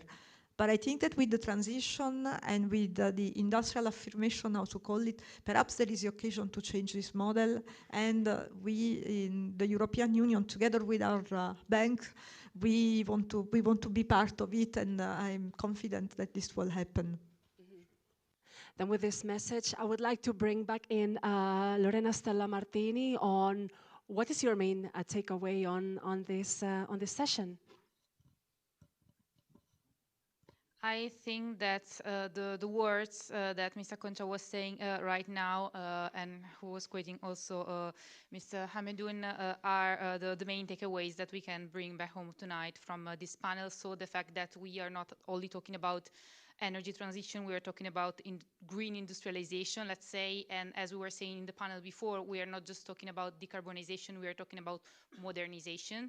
And I think that, as we were saying before, this big focus also on energy, on the energy transition, in a certain sense, not all across the spectrum, but it was also enhanced and increased by what happened with the war in Ukraine. So it was, let's say, in a certain sense, geopolitics that brought the spotlight on energy. And I think that it is maybe the time to go the other way around, so to also take advantage of the green transition and this reindustrialization to foster a different geopolitical balance and also work towards different paradigms. And I'm referring to what Mr. Concha was saying, so not going back to exploiting the global south, but creating a different balance across the Mediterranean and, of course, beyond. So this is what I'm taking home tonight.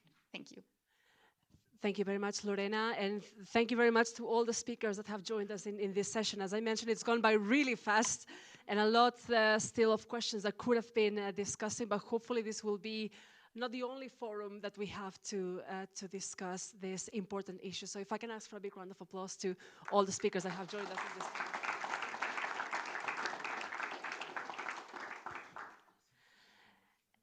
And now I would like to invite the speakers that will join us for some final closing thoughts on that.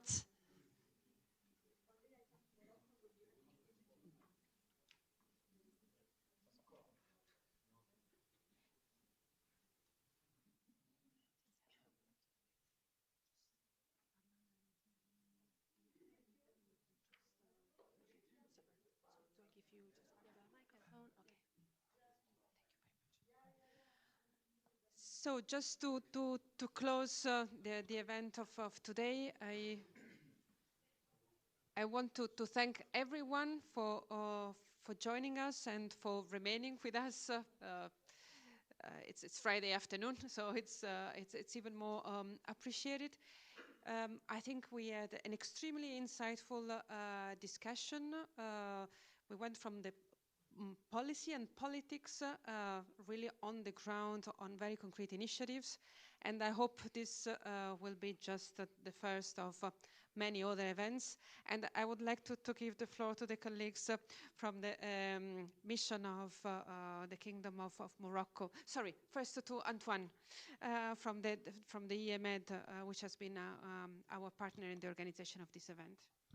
Thank you, Cinza. Just a few words because it's Friday afternoon and the weekend is just around the corner.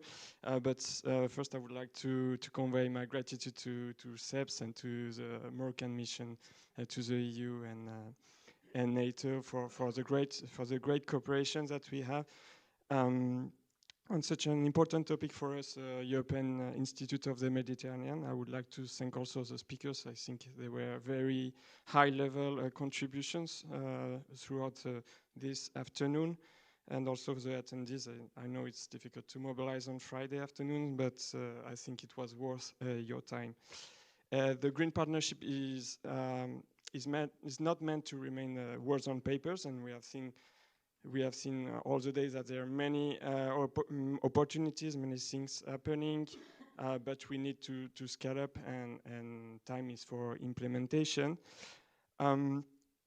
So our idea behind this seminar is to give a very modest contribution to this EU-Morocco Green Partnership by bringing together a lot of actors, stakeholders involved in this Green Partnership, to make it alive. Also, we believe in its potential to be a success story that will inspire others to step up their commitments and their policies to later on, as we talked, to be able to be in a position to sign green partnerships with the European Union. We at the IOMED, it is a bit our horizon to come in the end to a Europe-Mediterranean Green Deal.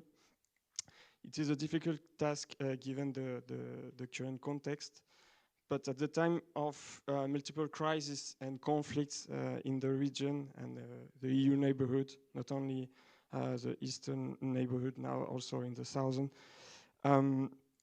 it is important to highlight this kind of fruitful cooperation between neighbors, and also stating that by creating complementarities, by promoting integration and interdependence, we are also driving geopolitical stability. So I would like to thank everyone involved in the organization of this meeting, all the speakers, and I will give the floor to Alal Wazani for the closing words. Thank you.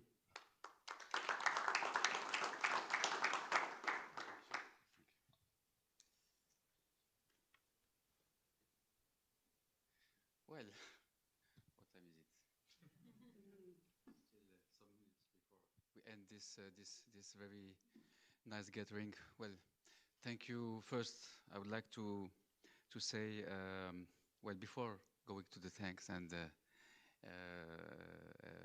ending this very nice gathering, I would like to say that we, by organizing such a conference or event, we had in mind, together with CEPS and EOMED, to try to contribute concretely in something different. It's good to have discussion and to meet together, but it's even better to be helpful to what's going on already on the ground, because a lot, this is what I myself witness, and I can knowledge from the very substantial discussion. We have achieved a lot together. So it's not starting from today or from the start of the Green Partnership. It's a long-standing partnership, global partnership between Morocco and EU. And this is the most, the first point I would like to share. Second, the idea as well is to bring on the same table even not just government to speak, because we have a lot of frameworks and meetings together, but it's important to listen to private sector, to public agencies. I see Mazen and Nareva, thank you very much for your insight, very fruitful. To listen to the academics, but as well to the IFIs, and EIB is, of course, the bank of the EU, but as well is a key partner and accompanying Morocco in many investment. So, 1 year after the adoption of the roadmap of the Green Partnership, when the Vice President Timmermans was in Morocco and launched the partnership with our Minister of Foreign Affairs in Morocco. So we used to say, okay, we are the first to sign with the EU. But today, we are the first to adopt a roadmap, and now we are keen to implement, to operationalize this roadmap, this feuille de route, this action plan. And the conference, this event, is we can say it's a part of the process of this implementation process. I will not be long, but as I said before, this green partnership is a part of a rich partnership that we have with EU. When it comes to open sky, Morocco signed it before the United States, EU, on open sky. When it comes to political dialogue, we had a very fruitful and very often political dialogue. When it comes to research, innovation, health, I will not list all the issues, all the fields, key infrastructure, flagship projects, etc. And what is interesting from the last intervention of Mr. Hamdoun, Vice President of Nareva, that Africa is a powerhouse. It's not, just waiting for receiving something. It's really a rich continent. In fact, rich, but it is resources, but it's human resources as well, but it's proximity. And let me share figures with you. It's not just 17% of the population, but as well Africa is responsible only for 4% of the carbon emission, but it's the most affected, impacted by the climate change, and we know a lot of report about that. So by investing, and like Nareva did and all other private sector and stakeholders in Africa, by investing in Africa, we invest in the sustainability and stability of all. So this is very key for us.